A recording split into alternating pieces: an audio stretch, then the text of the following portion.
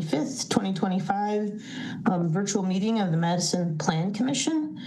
And we will start with roll call. Director Tuttle. All right, thank you, Chair. Alder Field. Here. Alder Glenn. Here. Alder Ugair. Here. Commissioner Bazine. Here. Commissioner Heck. Here. Commissioner McCahill. Here. Commissioner Sanders. Here. Commissioner Solheim. Here. Alternate Wisniewski is excused. Chair Gnam. Here. And School District Rep Soldner is excused. All right. Thank you. We will start with some information from our technical facilitator, Jesse Poole. All right, welcome to our virtual plan commission meeting. If you lose connection at any point during the meeting, you can reconnect by clicking the link in your original email. Members, if you are able, please activate your video and keep it on for the duration of the meeting. Staff, if you are able, please activate your video when you are speaking. Panelists, use the raise hand feature when you'd like to be recognized to speak, ask questions, or request a roll call vote. Lowering your hand will take you out of the queue. Members of the public who have registered to speak, the name you entered in Zoom must match the name you entered in registration. You will remain muted until called upon. The clerk will tell you when your time is up. After speaking, a member of the body may ask you a question. If you need to share documentation with the commission, please send it to the email list in today's agenda. Chair, the floor is yours. Thanks, Jesse. Our first agenda item, is our time for public comment regarding items not on the Plan Commission agenda. And Megan, did we have any registrants for public comment tonight? We don't have any registrants for this item. Okay. All right, so we will proceed to disclosures and recusals. Members of the Plan Commission should make any required disclosures or recusals under the city's ethics code. Do any commissioners have disclosures or recusals related to items on tonight's agenda? All right, seeing no hands, we'll move on to the minutes of the August 11th, 2025 regular meeting.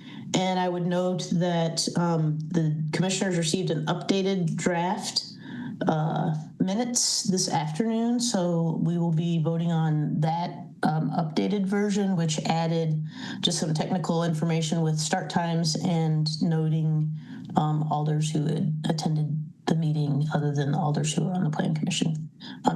Megan, is that good? All right. So I would ask if there are any other corrections or additions to the minutes as sent to you this afternoon.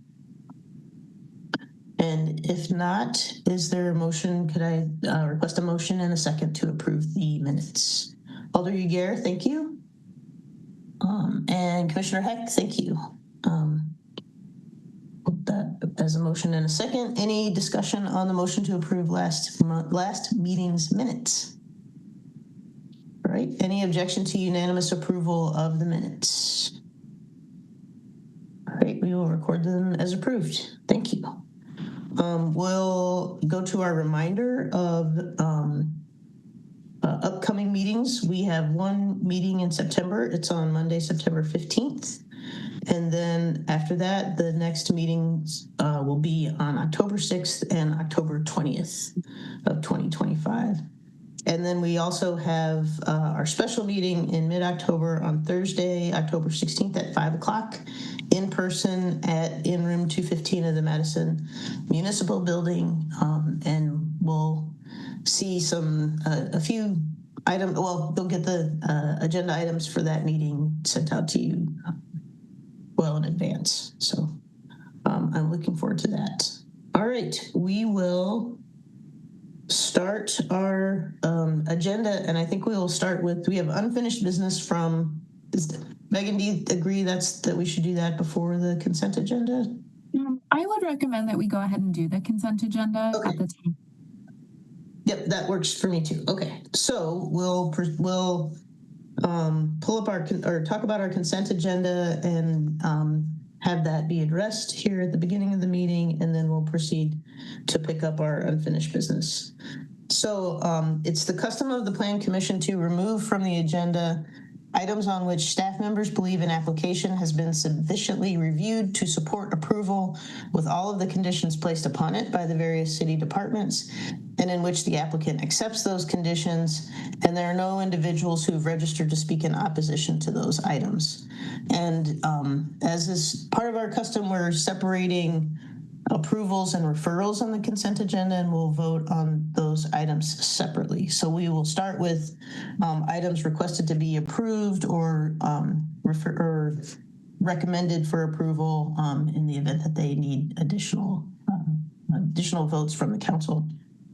And those items on tonight's agenda are items 5, 6, 7, 8, and 9, and items 12 and 13.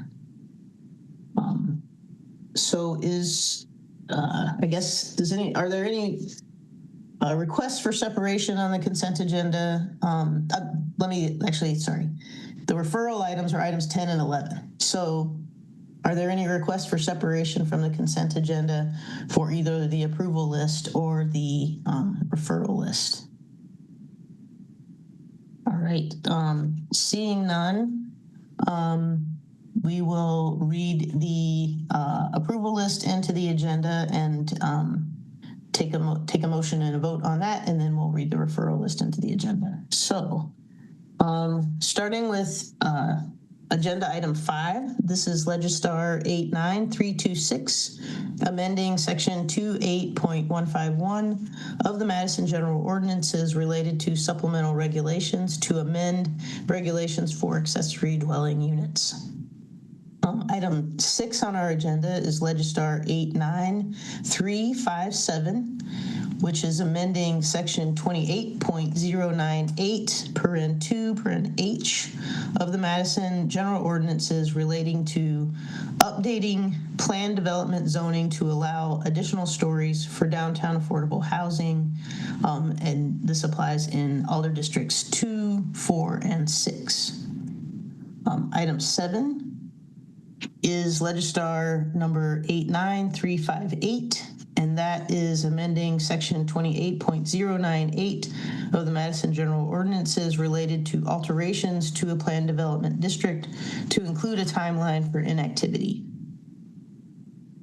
Item 8 is a development-related request, and that is Legistar item 88341, relating to 1402 Pancratch Street in Alder District 12, and this is consideration of a conditional use in the Suburban Employment District for a private school. Agenda item 9 for development approval is Legistar 89376, creating section 28.022-00726 of the Madison General Ordinances to change the zoning of property located at 124 to 126 State Street and 115 West Dayton Street from PD, Planned Development District, to DC, Downtown Core District, and this is in Alder District 4. Item 12 on our agenda is Legistar 89230, and this relates to 3236 to 3300 Commercial Avenue, 3235 to 3237 Burke Avenue in Alder District 12, and its consideration of a conditional use in the traditional employment district for dwellings in a mixed-use building to allow construction of a 4-story mixed-use building with 8,400 square feet of commercial space and 70 dwelling units. And then item 13 is Legistar 89231, approving a certified survey map of property owned by Duplicity LLC located at 3236 to 3300 Commercial Avenue and 3235 to 3237 Burke Avenue in Alder District 12. So of the items for approval on our consent agenda, I will open the public hearing and close the public hearing, and we'll move to a vote on those items. And I would be looking for a motion and a second to approve the consent agenda. Alderfield, thank you. And Second. Alder Glenn, thank you. Is there any objection from the commission for unanimous approval for the consent agenda items for approval? All right, seeing no hands, the consent agenda is recorded as passed unanimously. Thank you. Now we have 2 items for referral, and that for a referral consent agenda, and this is to refer to the October 20th, 2025 meeting. Megan's nodding at me. That's just always a good sign.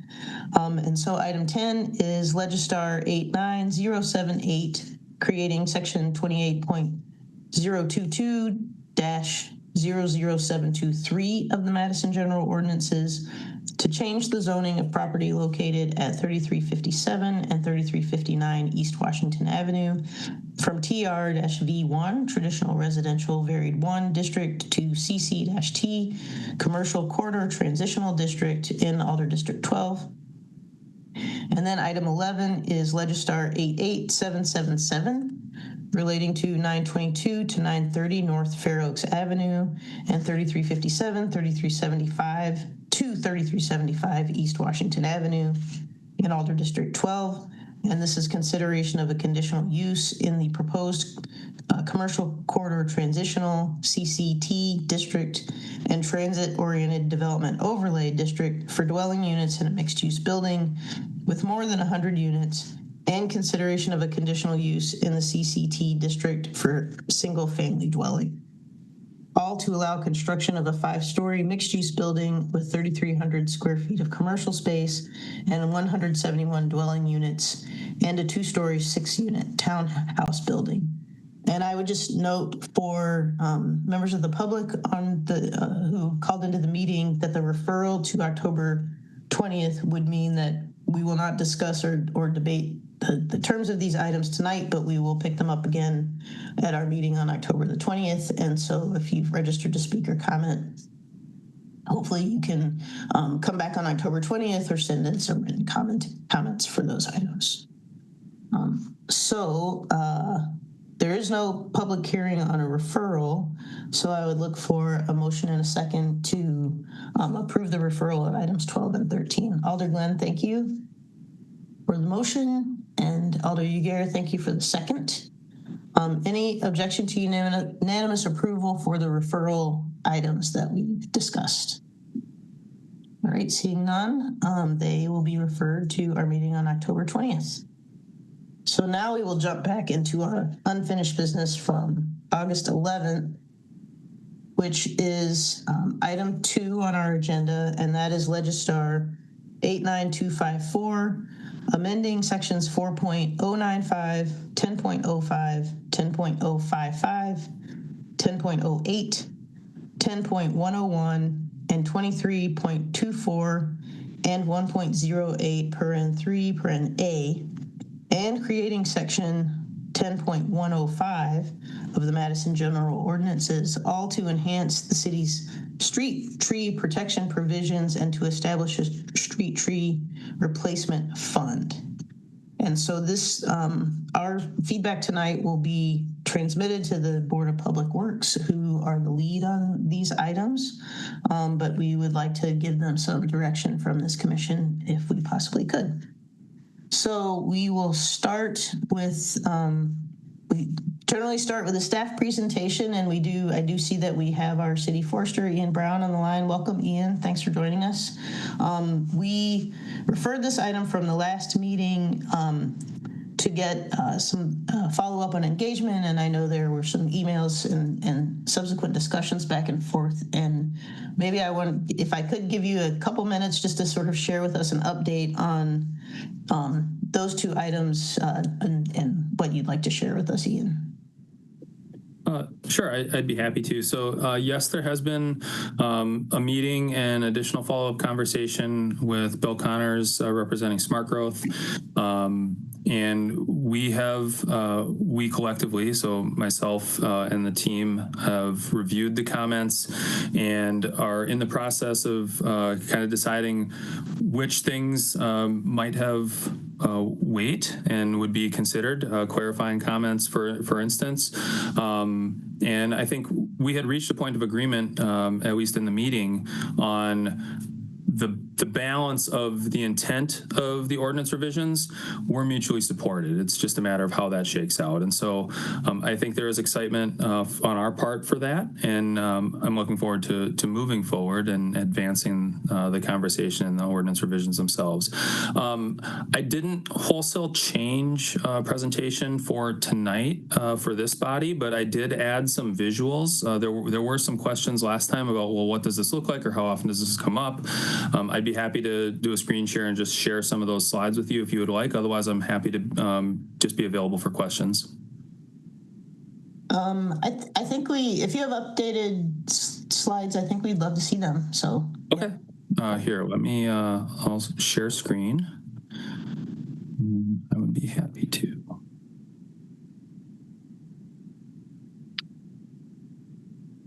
Yep, you can see that. All right.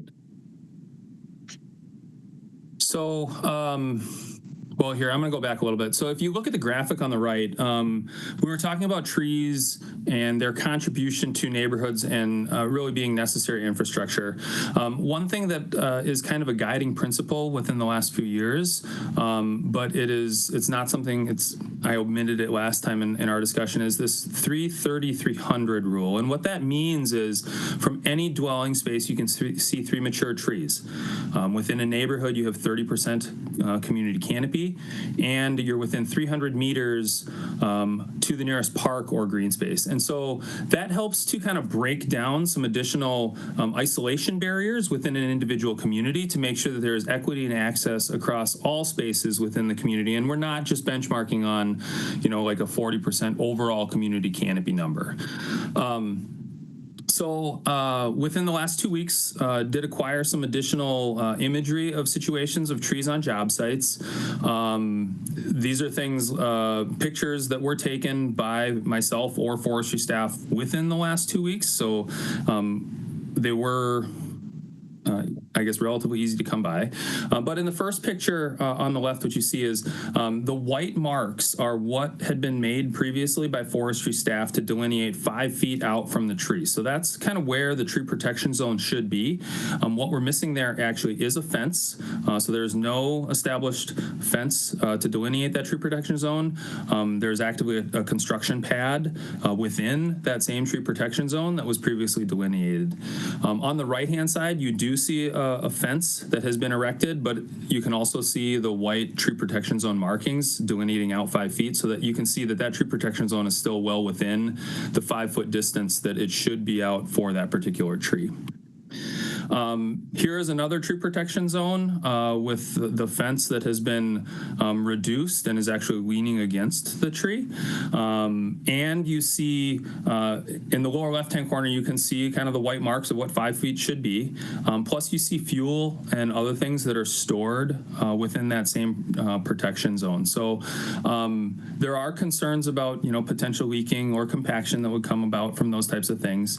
And so these are the types of things that our staff come across on job sites. Compaction related, on the right-hand side, you see equipment that is stored within the tree protection zone and insufficient fencing around it. So like you have cones and flagging is essentially what's marking off what that zone should be.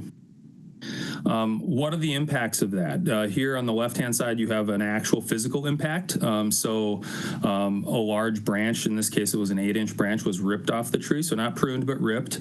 And so you see this tear that goes down the main structural limb on a tree that was supposed to remain outside of a job site.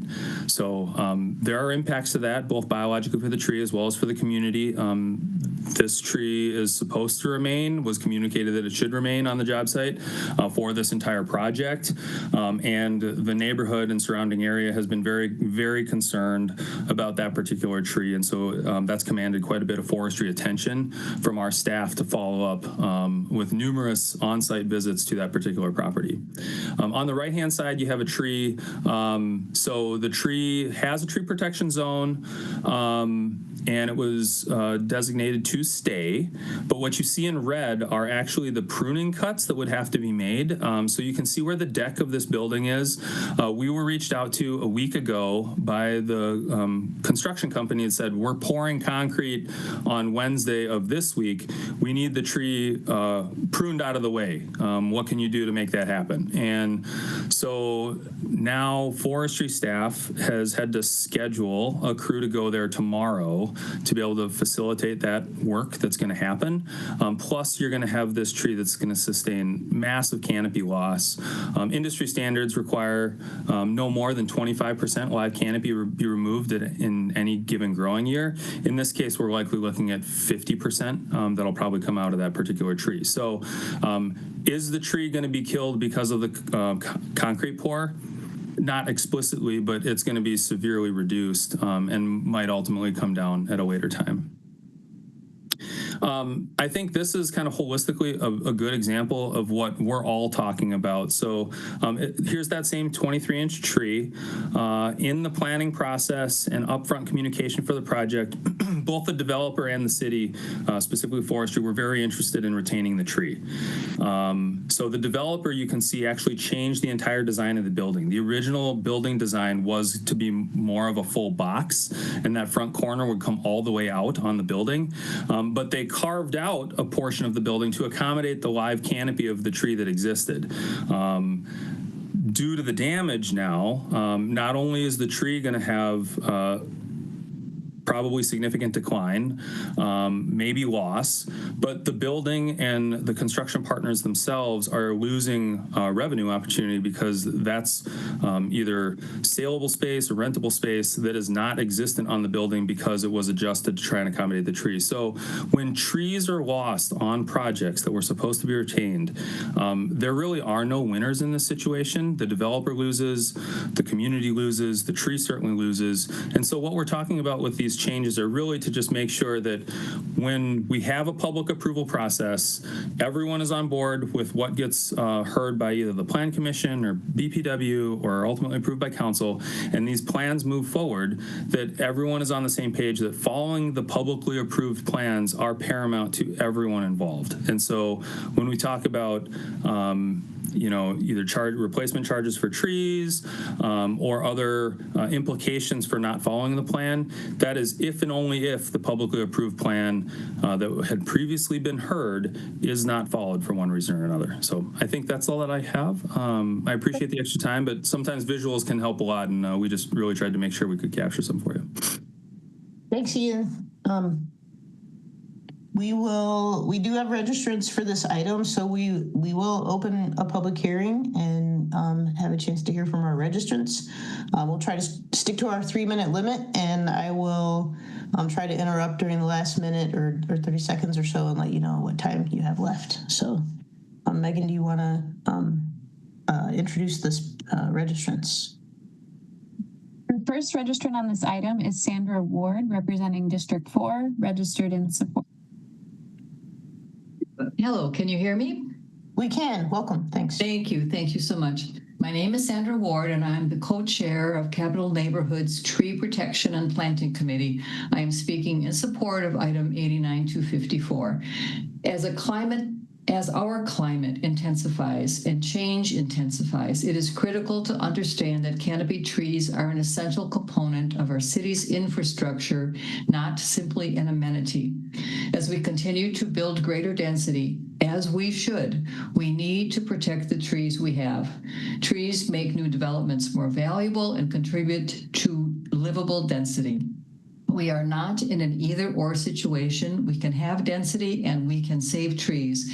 And saving trees is what the proposed ordinance change will do. At the present time, it is common for developers to cut down large trees on private property to make way for the construction of large buildings. That is their right. We can't prevent someone from cutting down a tree on private property, but we can and should protect street trees, the trees that grow in our terraces. Because so many trees on private property are sacrificed for density, every single street tree we have is even more precious, and that is particularly true in our downtown areas.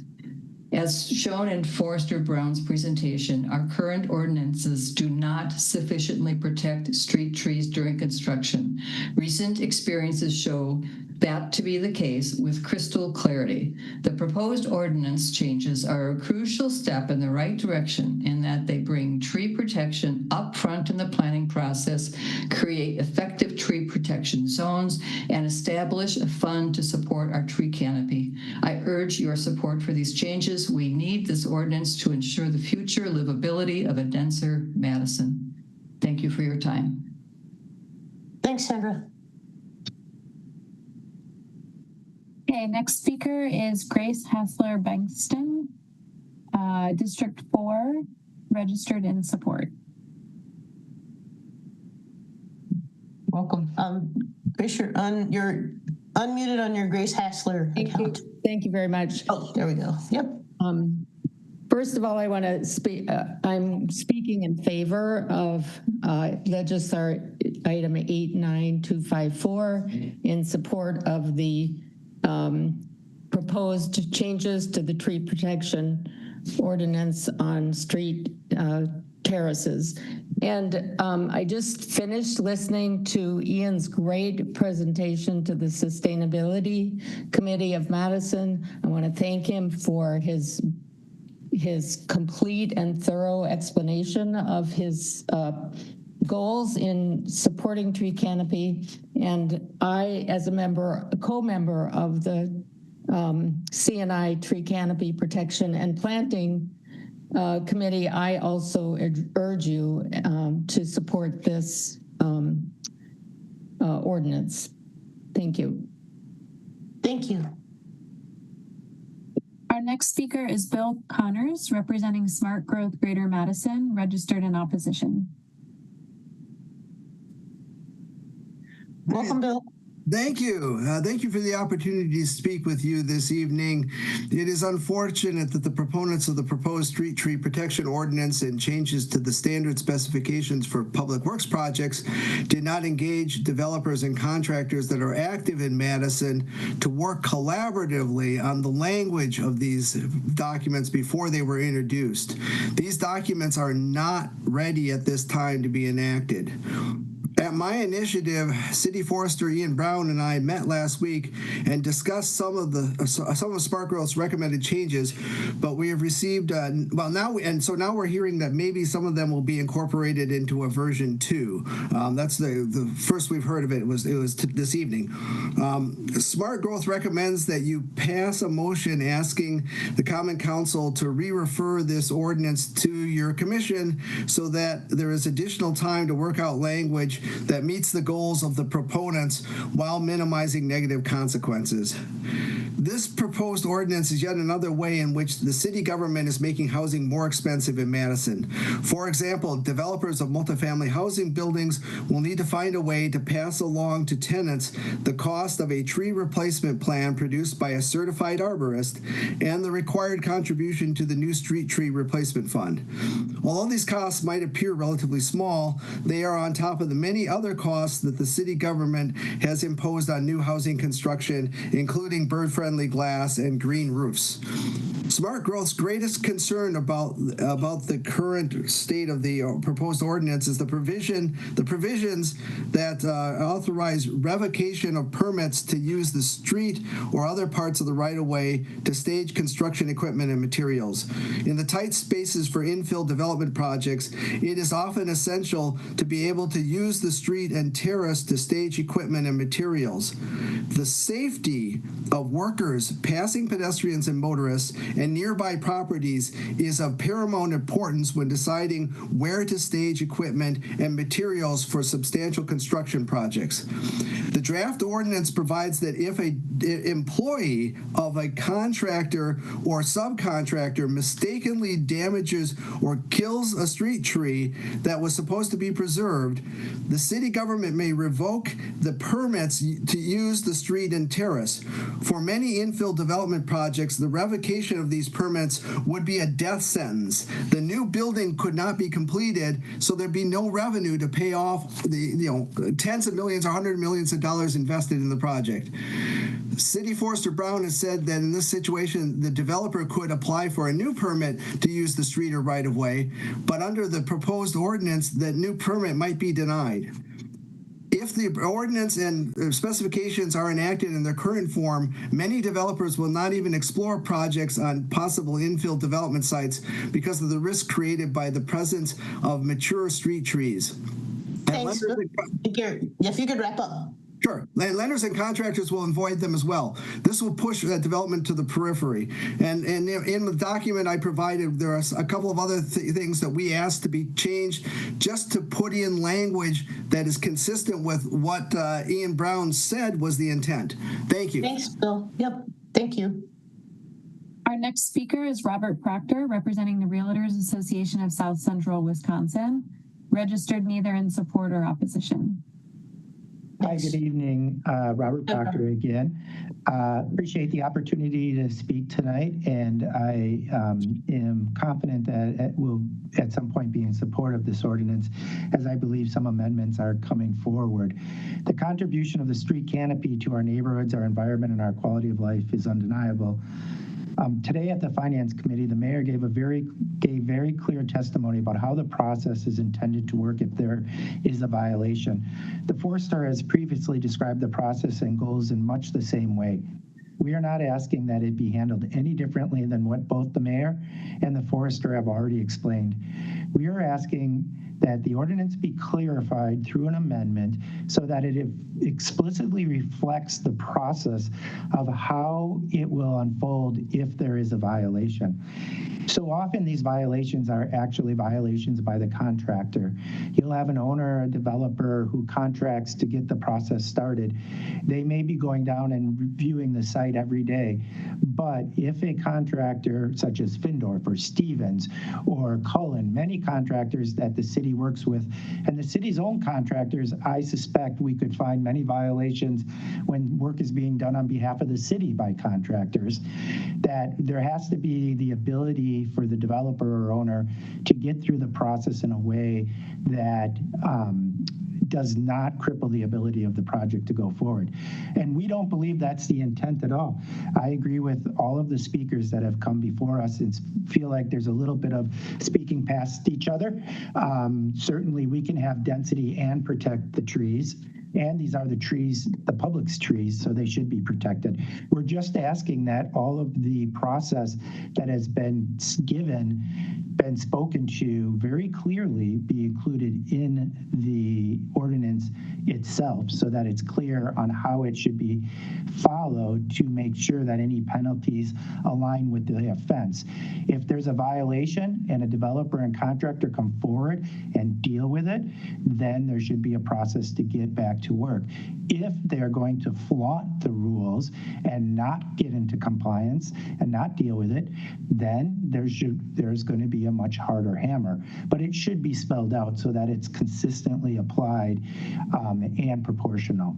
Another area of clarification. We have about 30 seconds left. Thank you so much. Another clarification we'd definitely like to see, which we think is again the intent, is that the ordinance specifically say that the tree protection zone stops at the property line. It's over and over said that that's the intent, and we think it needs to specifically say it if it is the intent. because there are many ordinances that apply inside a property line regarding trees. And to rely on an idea that there's no jurisdiction beyond the property line is just not correct. So if the intent is for it to stop at the property line, it should just simply say that, which everybody says. Again, I think that there's more agreement than there's disagreement. We agree with Smart Growth's proposals. And we also believe that many of these will find it into the amendment and look forward to supporting them once they do. Thanks so much. Thanks, Robert. Thanks for coming out. Next speaker is Jonathan Cooper from District 4, registered in support.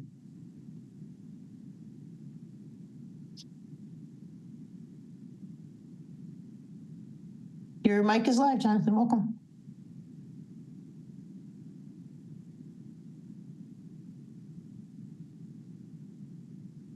Jonathan, I think your microphone is on, but we're not hearing you.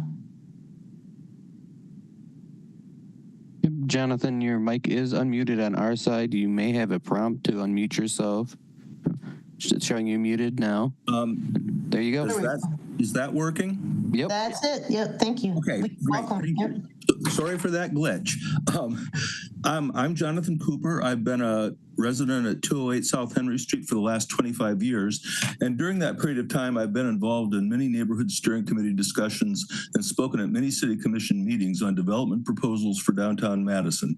One of the focal points of neighborhood concern in these meetings with developers and in the city deliberations has often been the protection of existing street trees adjacent to a proposed construction site. While recognizing that some trees simply cannot be saved when a property is redeveloped, it is important to protect and maintain healthy street trees whenever and wherever that is possible, particularly those large trees that contribute to the existing tree canopy. The changes in the Madison general ordinances before you today are not in any way intended to limit development in Madison, and they shouldn't do that if adopted. Rather, they are aimed at raising the status of street trees in discussions on development proposals with the hope that street trees will be given serious consideration when new construction is being planned, and that the city's forestry staff are made a part of those discussions sooner rather than later. I've been on the sidewalk with the alder, the development team, the construction crew, and city staff members trying to sort out the status of a street tree that had not been an issue during the planning and approval process for the project, but was now being seen as a problem. It has often been decided that the tree in question can be protected during construction without impacting the project, but only through the extraordinary intervention of those of us hoping to avert the removal of that tree that had not been previously identified as one that needed to be removed. The ordinance changes being discussed today should help eliminate the need for such ad hoc meetings and the delays in construction that they cause. Finally, I'd like to note that the enhanced tree protection zones being proposed are meant to help ensure that street tree protection at a construction site is taken seriously, with the hope that situations such as the ones that City Forester Brown just showed us can be avoided, and that the city's ability to enforce the provisions of agreed to tree protections can be enhanced, all without inhibiting the ability of a developer to complete their construction project. I would ask you to support the ordinance changes being proposed today that are intended to help the city and its residents better protect and maintain the existing street trees that contribute to the environment that makes Madison the special place to live, work, and visit that it is. Thank you. Thanks, Jonathan. Our next speaker is Peter Ostland of District 4, registered in support.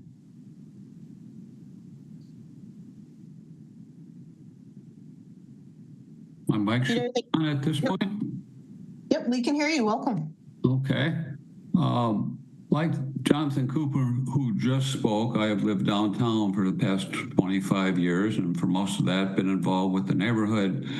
And a good part of that has been with new development proposals and there's construction. For residents downtown and around the city, trees have always been seen as providing a great value.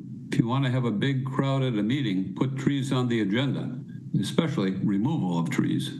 By contrast, it was just a few years ago that plans which are reviewed by the Plan Commission were required to identify and provide information about terrace street trees. These submissions must also include information and drawings reflecting the city's current limited tree protection and planting requirements. Consideration of trees in city reviews and decision makings has not been a high priority. the concern for and value placed on trees by the city has not matched the levels found among residents. Like Jonathan, several times I found myself on the sidewalk with the elder, developer, contractor, and forestry while the equipment is idling in the background. The contractor is now insisting that one or more of these trees previously not mentioned must be removed to allow access for construction. Thanks mainly to the support of our elder, these trees have not been removed and the building has been constructed. When construction arrives, sometimes tree protection is in place before the excavator begins, but often this is not the case.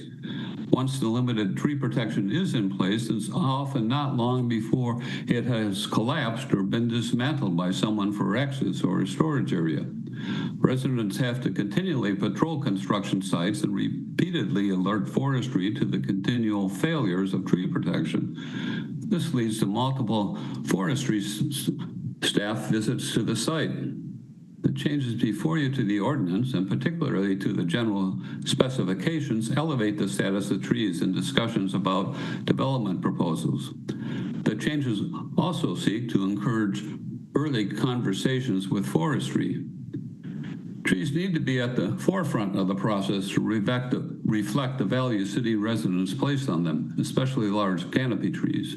The recent tragedy at a West Main Street construction site, highlighted as City Forester Brown, illustrates what the end result can be when tree preservation is not taken seriously. This also shows how the city and residents are not made whole by the modest penalties that are currently available. Peter, you have about 30 seconds left. Just so you know. Okay. Comments from Smart Growth, written comments from Smart Growth Madison came out late today, and I've not had a chance to amend my remarks to respond, but I do have a couple of thoughts if commissioners are interested, since I probably won't be able to fit them in here. Specifically for that, there's a comment to change, eliminate, revoke, and include suspend, and to limit the suspension of a permit for not more than 20 days. When I was getting street occupancy permits, they generally didn't last for more than 90 days at that point. And I'm not sure how the 20-day period works if you go back to renew that permit. If you're near the end with only, say, 5 days to go, is that 20-day period now 5 before you get to the next part? Peter, if you could wrap up. Yes, and I think the issue on mistaken damage by contractors, it's the developers and owners' responsibility to make sure from the top where they are that concern for trees is expressed and implemented all the way down the line of command and to everybody on the job site. And thanks for coming out. Thank you for coming out, Peter. Appreciate thank you for the opportunity. Yep. Okay, that is all of our speakers who are wishing to speak. We do have Sabine Drost from District 6, registered in support and available to answer questions. Ann Monks from District 4, registered in support and available to answer questions. And PR Gomez Ibanez of District 6, registered in support but not wishing to speak. And that's all we have for tonight. All right. Thanks, Megan. Are there questions from the commissioners for any of our registrants tonight? Commissioner Heck, thanks. Thank you. If I may, I'd just like to ask Pete Oslin to, when he's not quite so rushed, to explain the permit timing issue that he was bringing up. I didn't quite catch that. Thank you. Peter, yep, your mic is muted. Yep. One of the options for trying to enforce this ordinance is to allow for the revoking or suspending of the permits, and these typically apply to the permits in the right-of-way, and often that's a street occupancy that's a street occupancy permit. I'm not sure if this is still the case, but when I was obtaining these permits while I was building projects downtown, those permits were only good for a period of about, I believe, 90 days, and then you had to go and renew your permit. So how does the 20-day part work if your permit is about to expire, do you actually get off with just the 5 days left on that permit, or does it carry over? Or what is the city's plays on renewal of those permits? I think is a question to consider under that. And frankly, I don't think there should be a 20-day limit. It depends on the issue that was presented by the contractor or the developer that created this need. It's their responsibility to stay on top of what happens on their property. Okay, thank you. That answered my question. Thanks, Commissioner Heck. Other questions?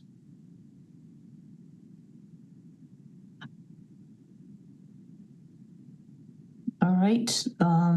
Seeing none, we'll close the public hearing on this item, and I'll open the floor for commissioners who have questions for staff.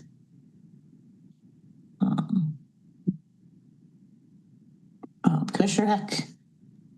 Thank you. This is for City Forester Brown. Ian, in your initial remarks, you implied you thought there were forthcoming changes to the proposed ordinance changes. Are you suggesting there's more work to be done before this can move forward? So go ahead. I'm sorry. Sorry, Commissioner. Not specifically. I think there were two drafts of written documents that Smart Growth had provided. Bill Connors and I met in person once, and he shared with me the first draft of it at his recommendations at that time.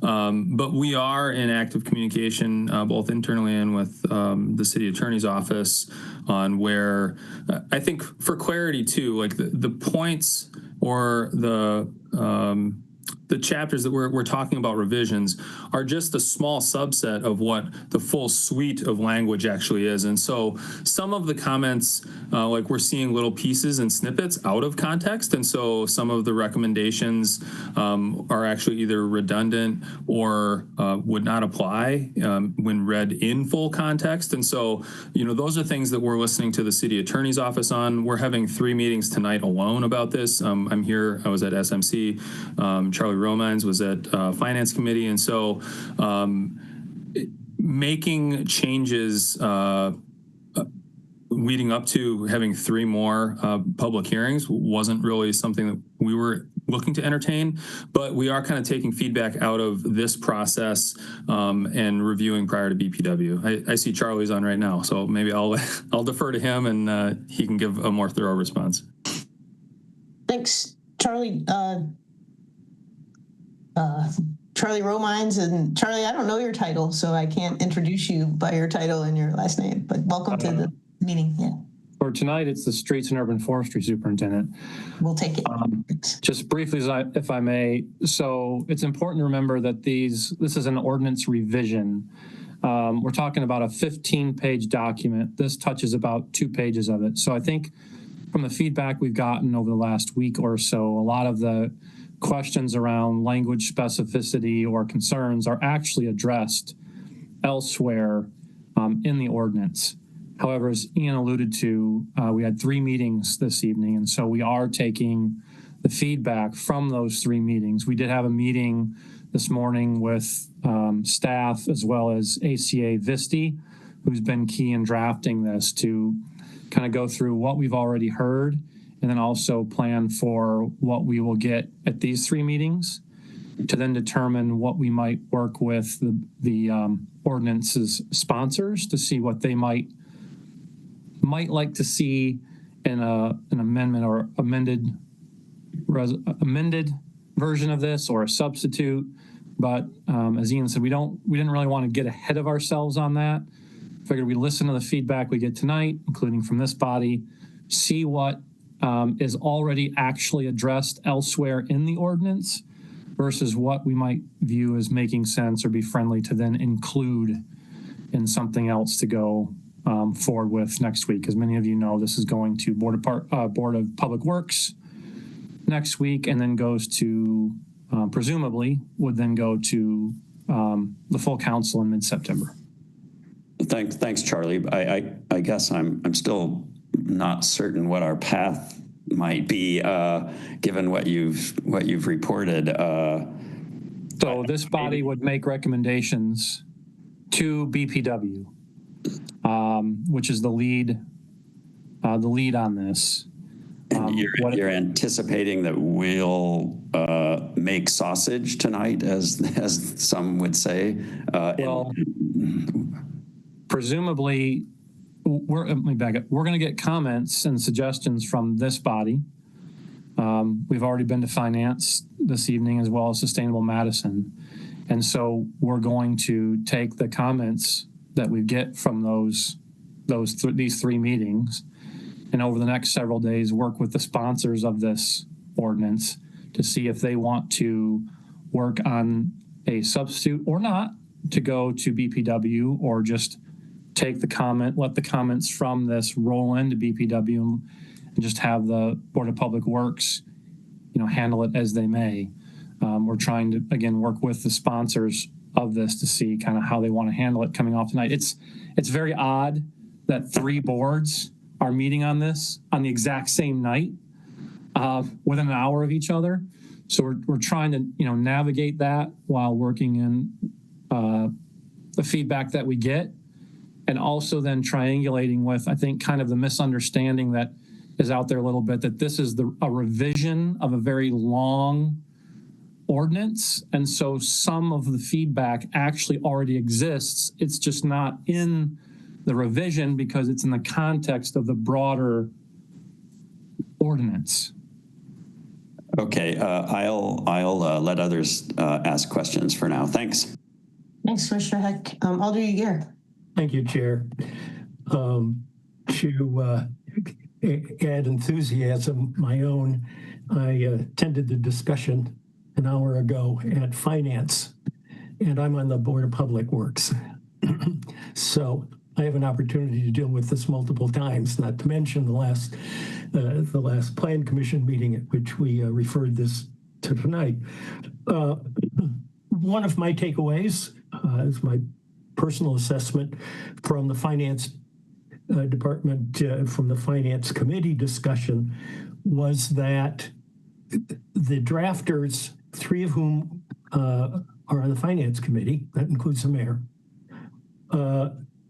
are adamant that we need penalties for intentional destruction or damage to street trees if we're going to get the attention of the couple of bad actors. And I take that to mean that it is, by the way, there is a question that's coming out of this. I'm just giving context, that it requires more serious consequences if we're to get the attention of the developers during the negotiations over what street trees will be preserved, since if the consequences are minor, you can easily get your permit by being very amenable to things and then just deal with it later. And then, of course, the things that can happen after the agreement.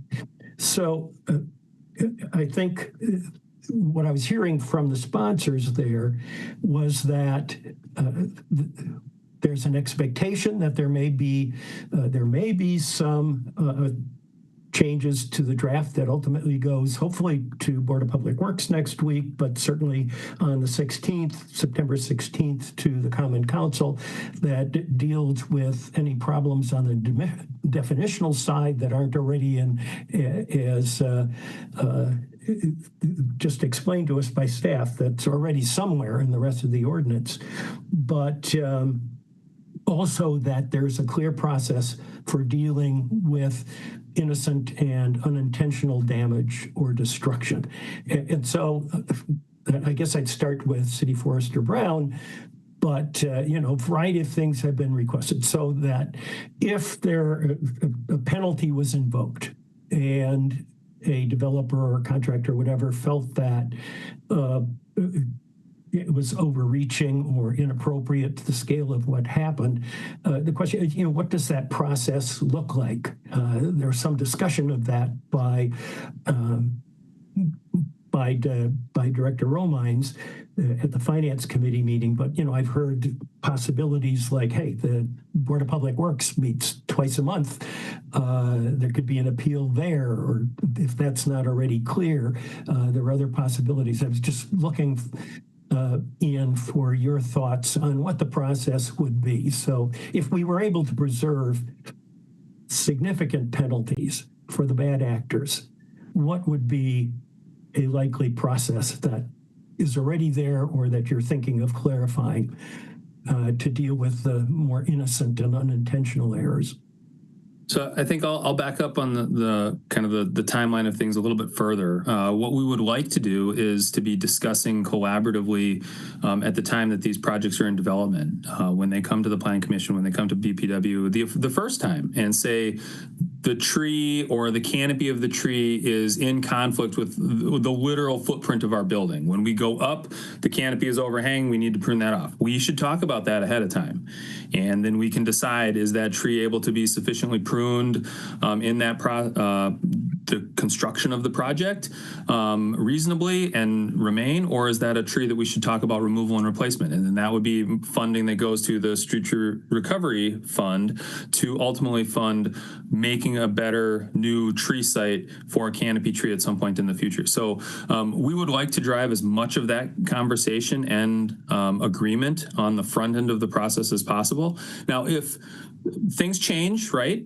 So maybe something that we thought could remain cannot, then we would like to have engagement from forestry as well. What types of remediation can we do? Can we do, a mulch mat? Can we come inside the tree protection zone that we thought we weren't going to have to breach, but maybe we're going to do a barricade of some type to now be within 10 feet of the tree rather than 20 feet of the tree, but we can work with contractors on that. Is there additional construction pruning that needs to take place? Those conversations happen now. What we're looking to do is to try and make sure that if things happen that we're not expecting or certainly not prescribing, that we have some more teeth behind that to make sure that people take this seriously. So if there is a tree that has to be removed, we didn't anticipate that. We as forestry would be coming to the developer or the contractor, the offender, whoever, to say, this is the city's recovery cost of the tree. Under current ordinance, that's essentially like $150 per diameter inch. That's it. Under the proposal, we can recover our full cost, meaning if we need a soil amended site. So we're going to remove and replace soil because it's poor quality compacted urban soil. This will not do a very good job of sustaining a new tree. We could specify that. If this is a very tight urban site, we could specify having suspended terrace infrastructure. So something like a Silvacell or green blue cell. Those are trade names for things, but the city does use them in sites, and they are more expensive than just planting a tree into a hole. And so if under the city's determination, that's what this site, that's what this block, that's what this neighborhood needs to be able to support a future canopy tree, we, under the proposal, would have an opportunity to essentially bill the offending contractor for that cost. Under the current plan, we cannot do that. We can only recover our cost.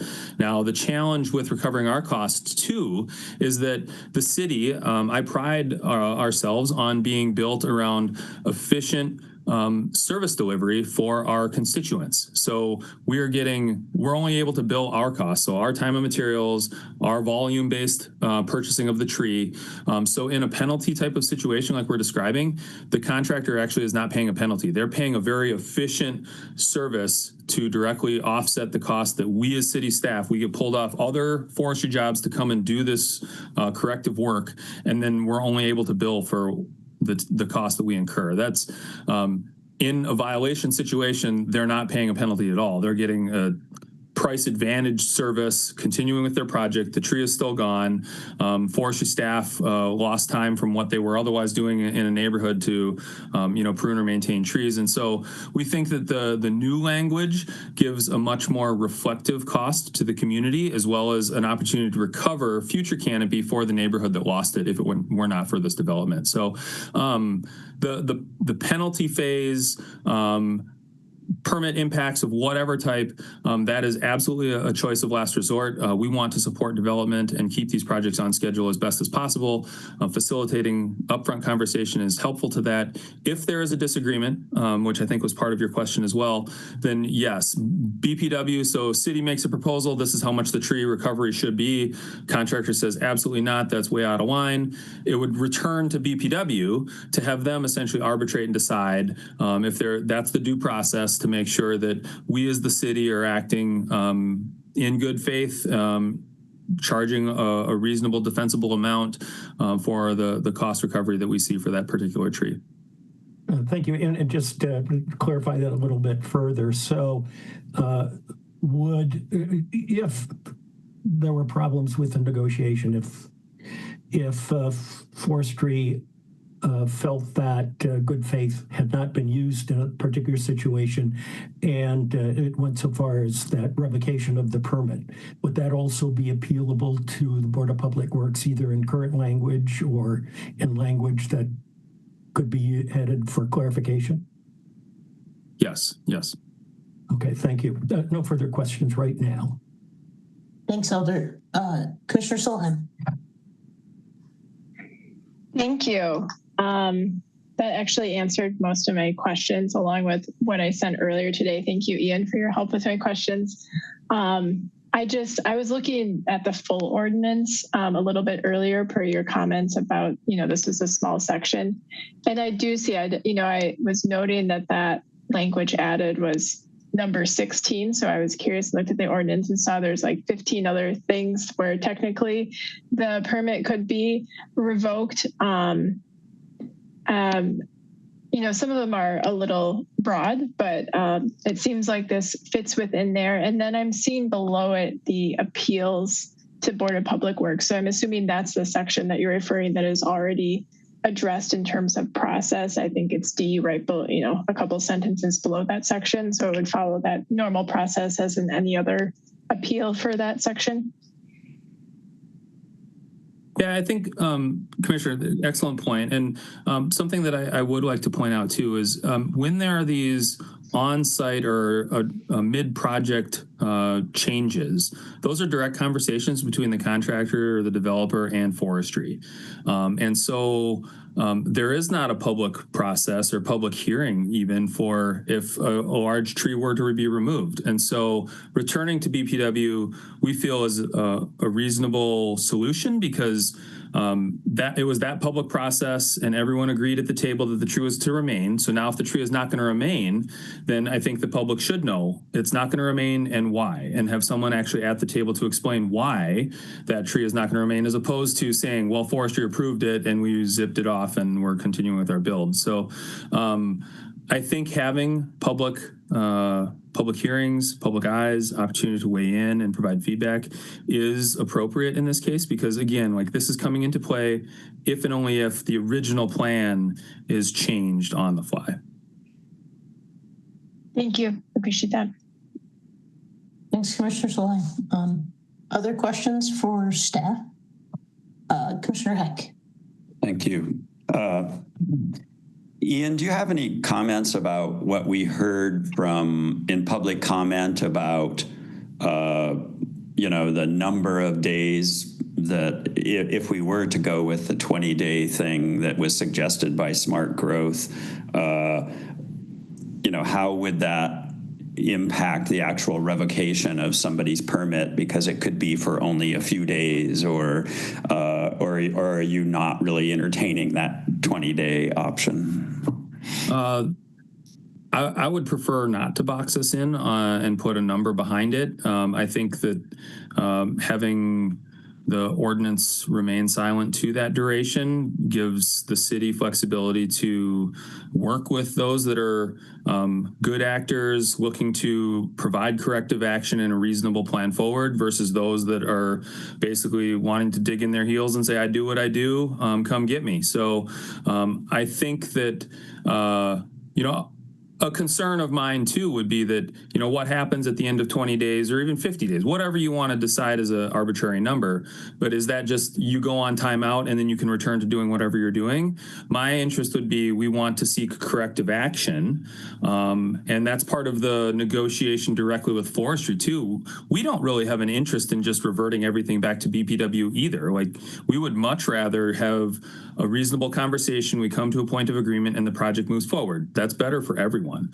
So the BPW piece, or even the duration of a permit impact, we want to make sure that developers, I'll even say the good developers in Madison, are not given a bad rap based on the fly-by-nighters or the poorer or less responsive ones. We're all looking to work together. The challenge is that I work in a medium that takes decades to recover from impact. And so I'm just a little bit more sensitive around, oopsie situations. That's different to me than, like, I can re-pour a concrete slab and the community's made whole by the end of the week, versus we take down a mature tree and the community's not made whole within my lifetime, potentially. Like, that's a major challenge to me. And just to put it succinctly, the point of, so after the developer and forestry can't come to an agreement on the remediation, then the permit is suspended, only then. And the point of going to BPW is to then, under what conditions is that permit or those permits reinstated? So it shouldn't be 20 days. It should actually be less. BPW meets every other week. And so they've had an opportunity to work it out with forestry. That didn't happen. Forestry makes the decision, we need to suspend the permit or permits. It goes to the very next BPW meeting, and that matter is resolved. Okay, thanks. That's helpful. One other quick question. Ian, maybe this is the way it currently is, but I want to make sure what it will be in the future with regard to the street occupancy permit locations. If a project has a permit to stage, let's say, in a right of way of an adjacent property, would the new provisions apply? Do they currently apply? If there's a street tree there, if you get my drift. Maybe. So you're talking about an occupancy permit on an adjacent property, and would it to support a development project that's going on? Yeah. Does the ordinance cover that now, and will it in the future? So is there a tree on that adjacent property then yes, that would be the spirit of, like, we're looking at street trees in right-of-way space related to development or otherwise, and having those trees accounted for within the planning process. So, okay. Yes. So that's the case now, I guess.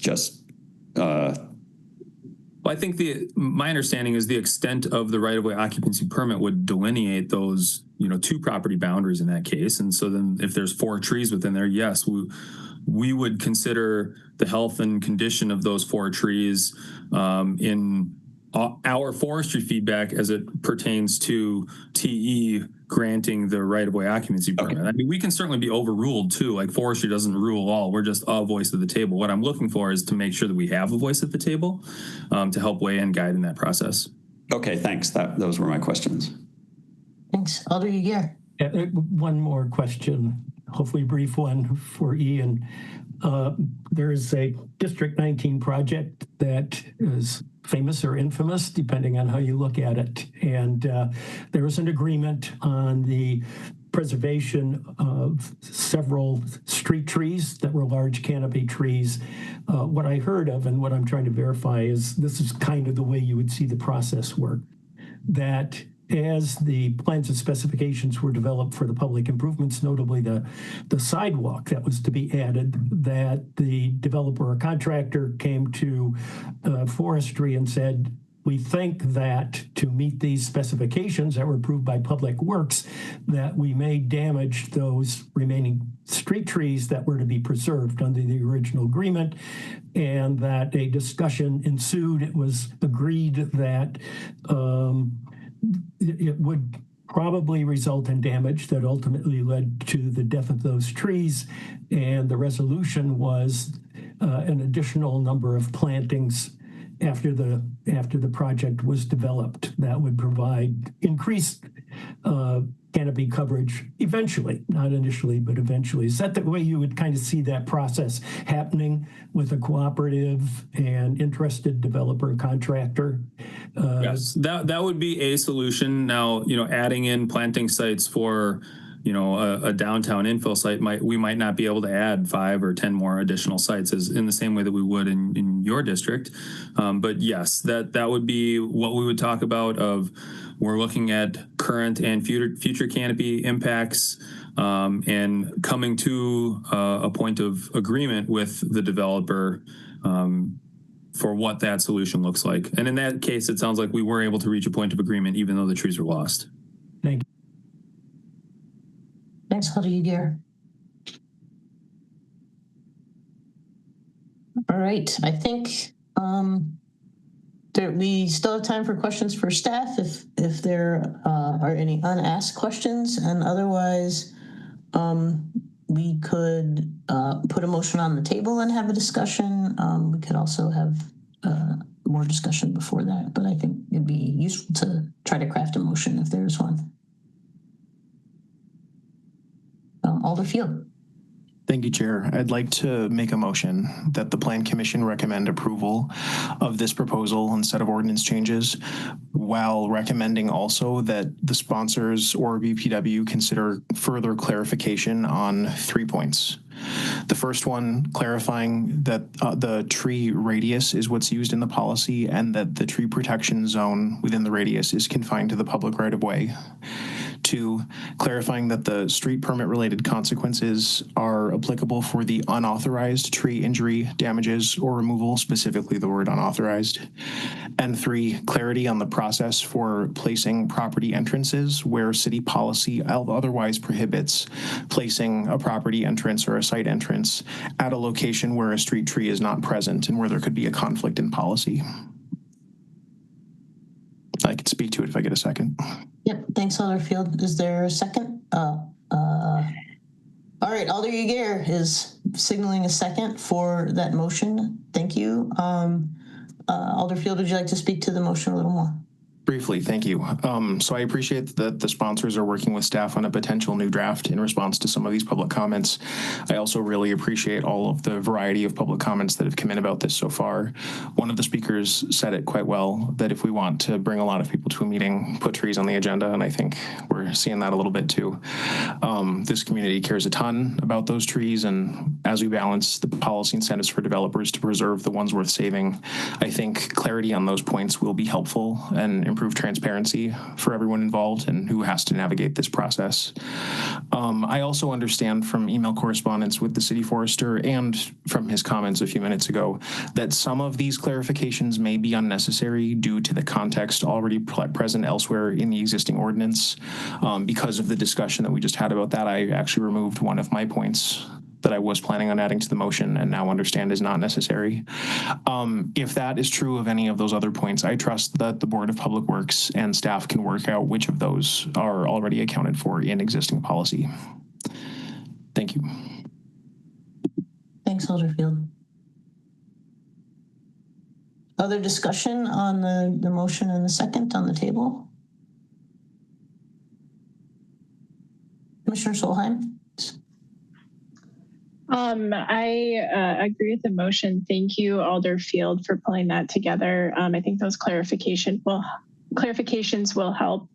And looking at the full ordinance, I think there's some additional information there that adds the context necessary. I do think there's still some room for a little additional information on that process that was described and that came up with a couple of speakers. So I would also urge staff and Public Works to consider that within that section or elsewhere in the ordinance, just to kind of describe that revocation and potential Board of Public Works appeal, comes after the other work that you described. I think that would add some comfort if possible. I can also understand that it is difficult on the development side when some of the contractors are not always under your control. You can't keep an eye on everything 24/7, but there are certainly ways to structure where the contractors are responsible for their own actions, which I think many developers will take into consideration after this. Thanks, Commissioner Solheim. Alder Uyghur. Thanks. I want to echo what Commissioner Solheim just said about maximum clarity on the process. I think if that's there, then we can preserve the magnitude of the penalties that are provided here. And as Forrester Brown mentioned, the real effort here, the real incentive is for everyone to be very serious during the planning stage and during the permitting stage to have results on preservation of trees that are actually possible, as opposed to things that can just be dealt with later. Thank you. Thank you. I think we can call the question to a vote. Unless, and last chance to speak on it. Otherwise, we'll call the question to a vote, and I'll ask if there's any objection to unanimous approval for the motion that's on the table from Alderfield. All right, seeing none, we'll record the motion as passed and appreciate the good discussion. And Ian, thank you for your engagement, and Charlie, you as well. And we'll wish Alder Uyghur good luck at the Public Works meeting coming up. And we will move to the new business on our agenda, and the remaining items are 3 and 4, which are to be discussed together.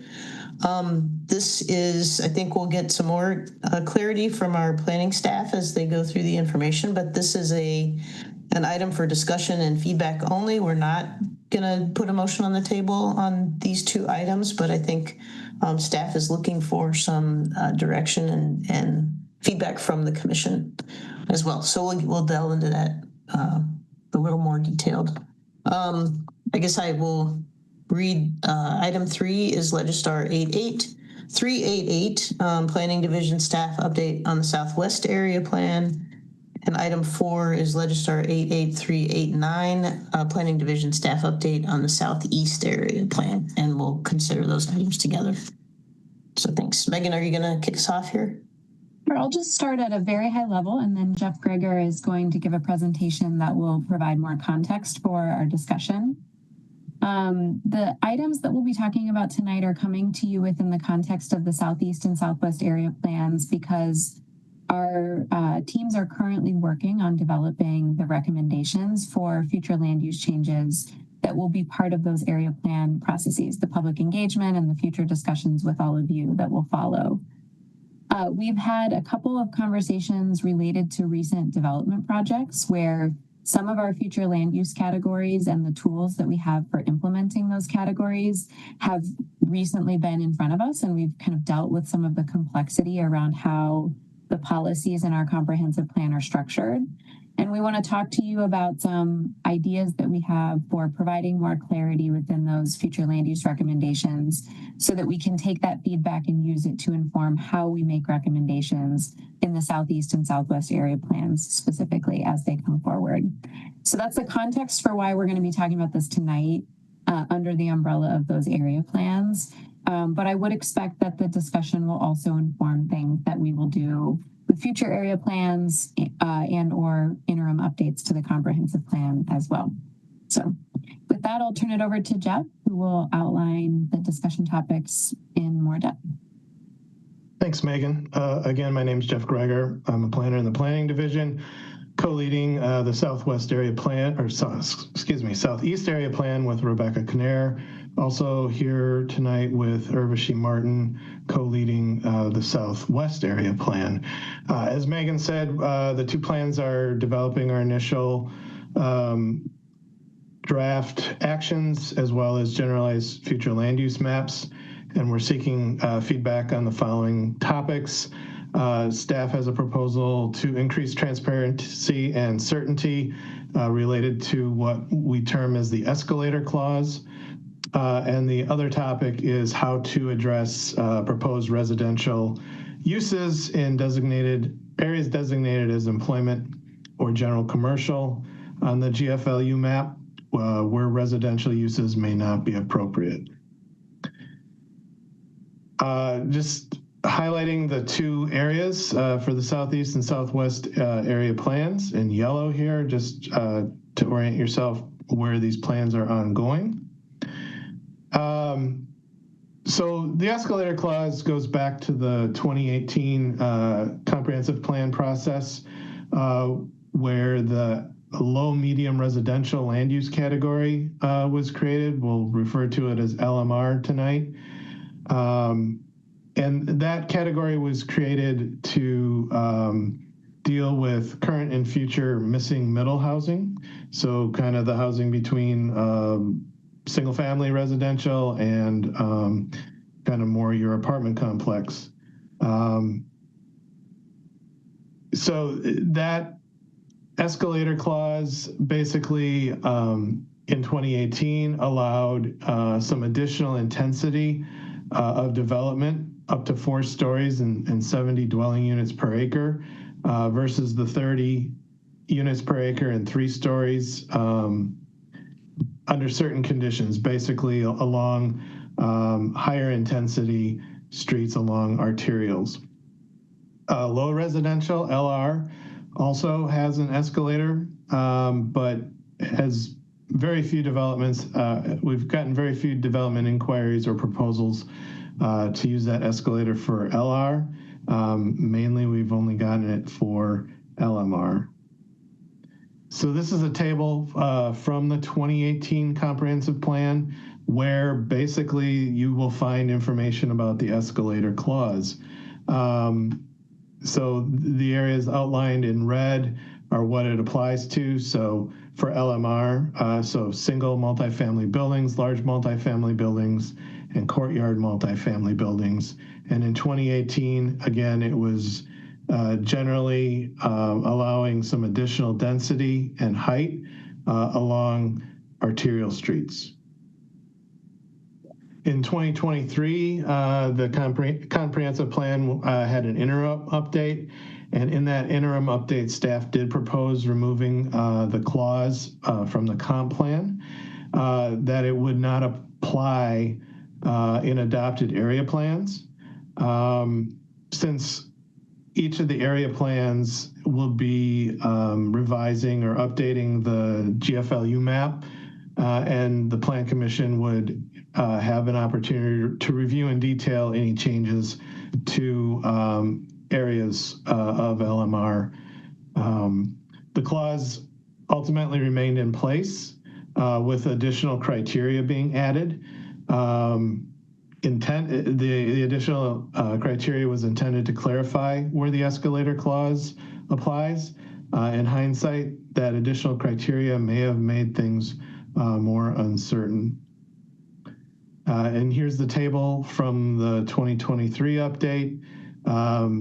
So the additional factors to be considered include the relationship between proposed buildings and their surroundings, natural features, lot and block characteristics, and access to urban service, transit, arterial streets, parks, and amenities. So that additional text was added.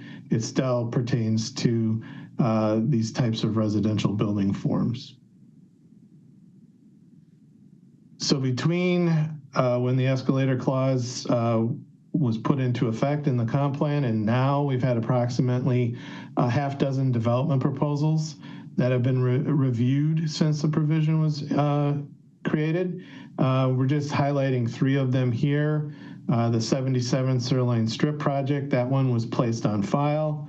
The 6610 to 6706 Old Sauk Road, that project was approved. And then the other one highlighted here is 709 North Port Drive. That one was also approved. Since the comp plan update in 2023, there have been substantial changes to policy and ordinances made through the Housing Forward Initiative,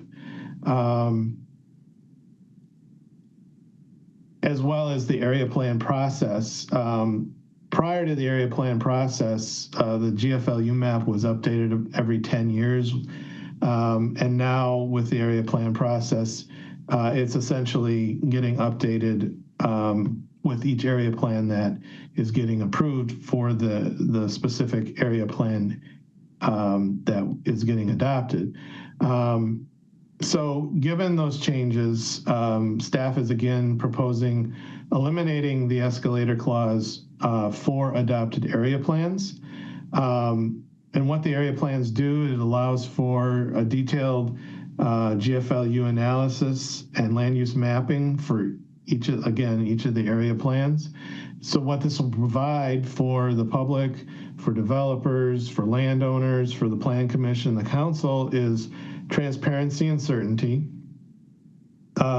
Hopefully, the goal is to reestablish having meaningful missing middle GFLU category. And hopefully it also focused discussion on what the appropriate land use or development intensity is at the planning level, and not during individual project review by the Plan Commission or the council. And as I said, the Plan Commission will have an opportunity when each of these area plans comes through for approval, and prior through draft recommendations as well, to review the GFLU recommendations and provide an input and instruct staff to make changes where necessary. The other topic we wanted to discuss with the Plan Commission tonight, as well as residential in the employment and general commercial categories, land use categories. In 2018, the comp plan provided or defined areas that were largely intended, let me back up. General commercial and employment districts were defined as areas that were largely intended not to include residential development. However, a limited amount of flexibility was allowed for residential development, primarily in mixed-use development. Otherwise, the uses were primary purposes: retail goods, services, offices, labs, clinics, and hospitals. In 2023, during the interim update, flexibility was restricted more, specifically in areas adjacent to highways due to noise impacts. But residential could be considered as part of a conditional use in those areas. Again, staff is looking to provide clarity in plan recommendations for general commercial and employment areas, particularly regarding locations where residential may not be appropriate. As with the LMR, the escalator clause, staff will be evaluating general commercial and employment areas that could be appropriate for mixed use via this area plan process. And staff also feels that it's appropriate to specify in employment and general commercial areas that are not appropriate for residential or mixed-use development. However, that approach will require updating the zoning code, and it may be necessary to tweak certain zoning districts and or proactively rezone some higher priority sites to be able to implement these recommendations. Just a quick example of how the West Area Plan worked through this issue. On the left is the GFLU map prior to the West Area Plan. There's quite a bit of employment in the salmon color and general commercial in the darker red.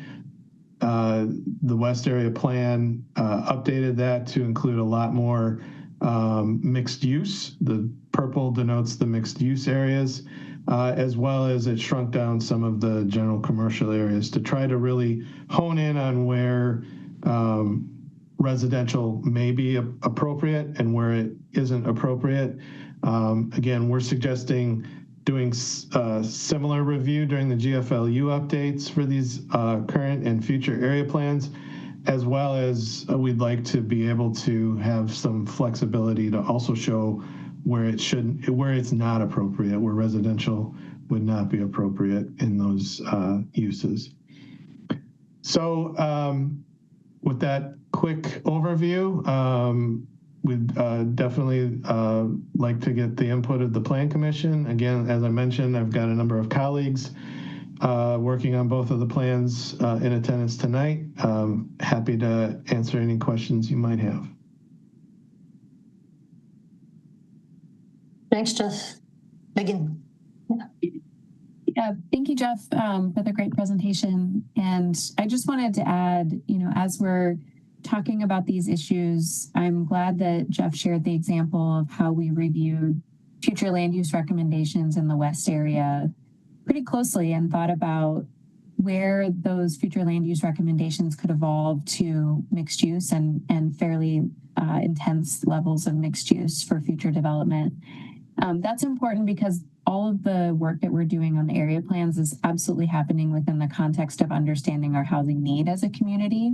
And the planning process is a really important tool for us to identify future locations where residential uses should be located and to help us evaluate how different areas of our community have changed and where they may be appropriate for housing.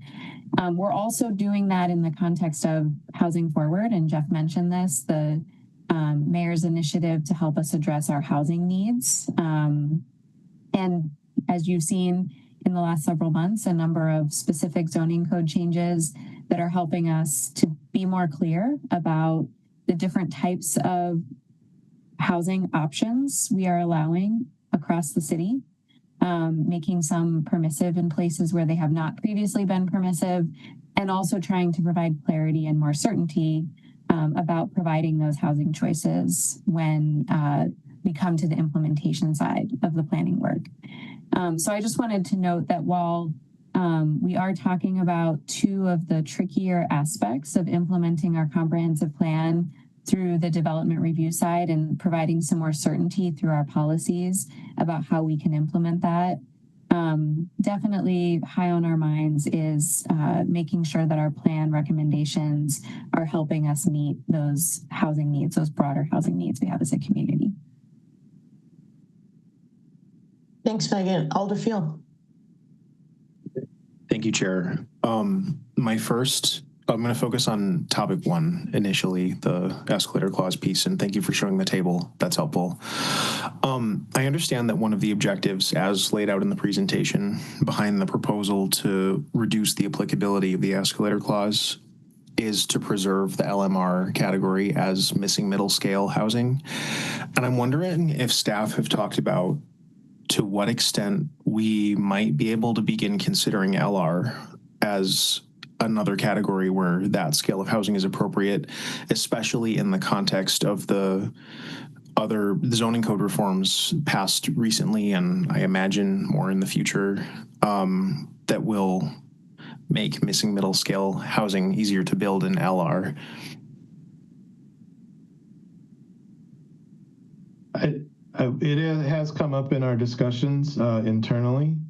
I think I'm gonna step in, Jeff. Rebecca. Yeah. Hello. So as you can see, we actually aren't talking about getting rid of the escalator clause for the LR.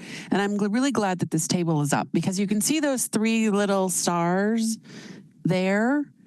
Yes, thank you. Are actually in essence an escalator to get up to missing middle in the low residential area. So I think at this point we aren't talking about getting rid of that as a potential, but we're also trying to find a place.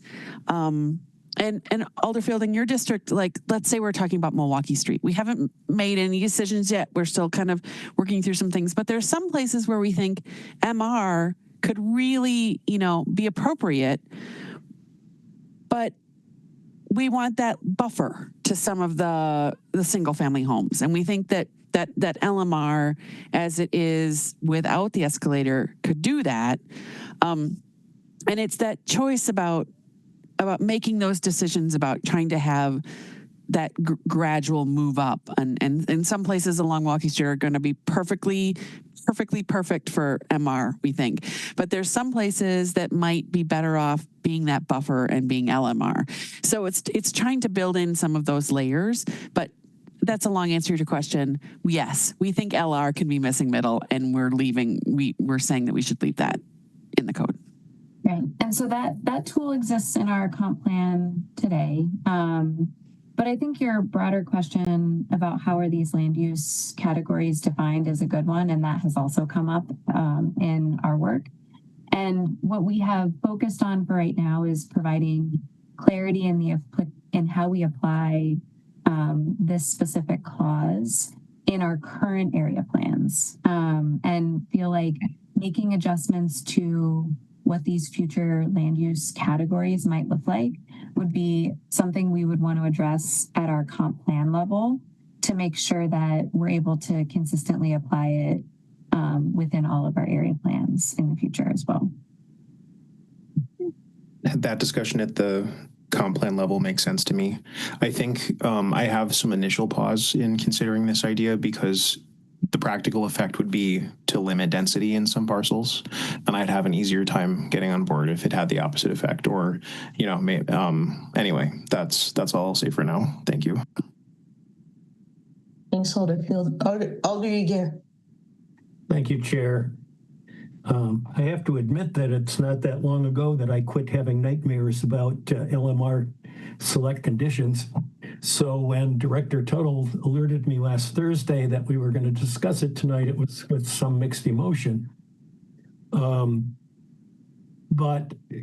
having thought about it since last Thursday, I can see the benefit of looking at this. I also consulted with our past chair of Plan Commission, who would have voted against or would have voted in favor, had she the vote that night, of eliminating it when this was reviewed in 2023. That causes me to think about which poison I would have preferred last year, trying to get the GFLU for the 6600 block of Old Sauk changed to MR last year with all of the contentiousness that was part of the area plan process, or dealing it with on a specific project basis. But if we're to be serious about everyone considering what the implications of these complicated categories are, I think it does behoove us to really consider eliminating these escalator clauses and forcing ourselves to really make good decisions during the area planning process with regard to where we should be using MR rather than LMR. And I certainly agree with the issues that Alder Fields just raised about missing middle as an option for the LR category. So I from my standpoint, because probably no one on this committee right now dealt with the pushback on this issue that I did last year. I still think it really reduces uncertainty, eliminates some of the difficult decisions that this body needs to make for the interpretation of those select conditions. So that makes sense to me. Also, with regard to the employment, I've got some areas in the West area GFLU changes that are probably somewhat easier to consider for current pending applications that go into that area. So I think that makes sense as well that we do that. I think my only question about the whole thing is, by applying this to where we have an approved area plan, which means we're still project by project, I guess, under the old interpretations. If I got that right, going forward, there would be this chart that would apply for places that have not got an approved area plan, but that we'd eliminate the escalator clause that do have the area plan. I guess that's my question. Yes, that would be the intent. We've got another 8 years or so of area planning, and then everything will be covered by an area plan. Thank you. Yeah, and we have talked about that as still being a somewhat complicated scenario for us to administer. And are landing on that as our recommendation primarily as a bridge to our next opportunity to update our future land use recommendations more in the way that Alderfield asked about. We were concerned about other approaches that might apply retroactively to plans that hadn't had this kind of consideration, or to change future land use categories midstream while we're in the planning process. So felt that this, while still possibly challenging to help us implement, could be a bridge toward some of the changes that we'll make in the next comp plan update. Commissioner Solheim. Thank you. Alder Ugair covered my question about,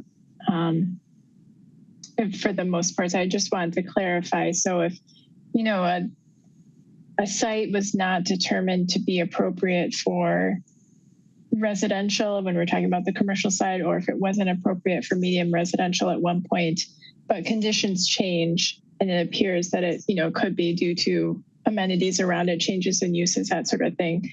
The step would be to first amend the land use map in coordination with or in advance of a zoning request for a specific project. Is that correct? Yes. I think that that would be one way of doing it. Also, if we are sensing that there are, you know, changes that could happen outside of the kind of 10-year horizon, we're trying to look at about a 10-year horizon with these area plans. But if there's something that, you know, for example, we're Highway 51 on the southeast side, there's a lot of really question marks about that. And depending upon what WISDOT chooses, there might be a different future for that. So there might be like a map note in the southeast area plan in particular that might talk about, depending upon what WISDOT goes with, there might be a different future for this. That's kind of one way that we might signal that there might be something different in the future.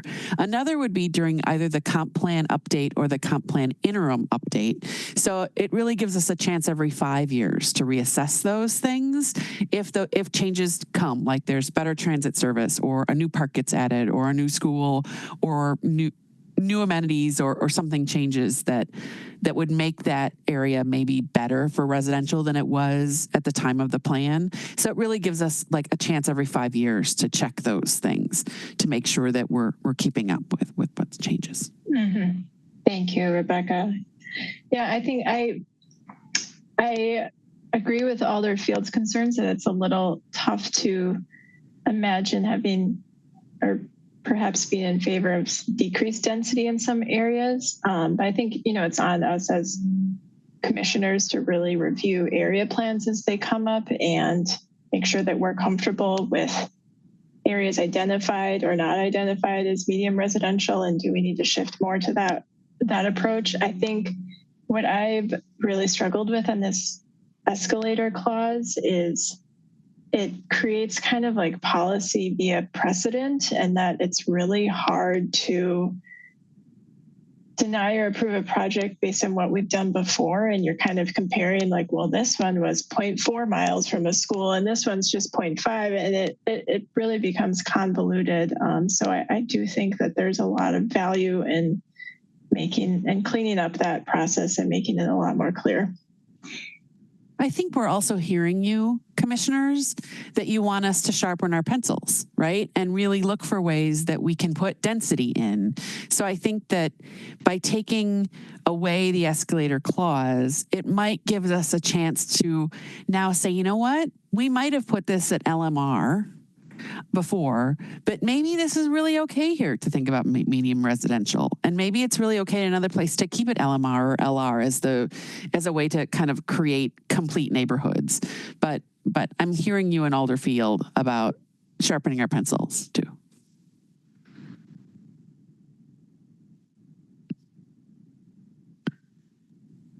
I should have said also at the beginning that while Jeff gave this presentation, he noted Rebecca and Urvashi are here, who are co-project managers for the current area plans. We also have several other staff. So if there's anyone else from the historic the historical planning perspective or implementation perspective, feel free to take advantage of their expertise as well. Thanks, Megan. Commissioner Heck. Thank you.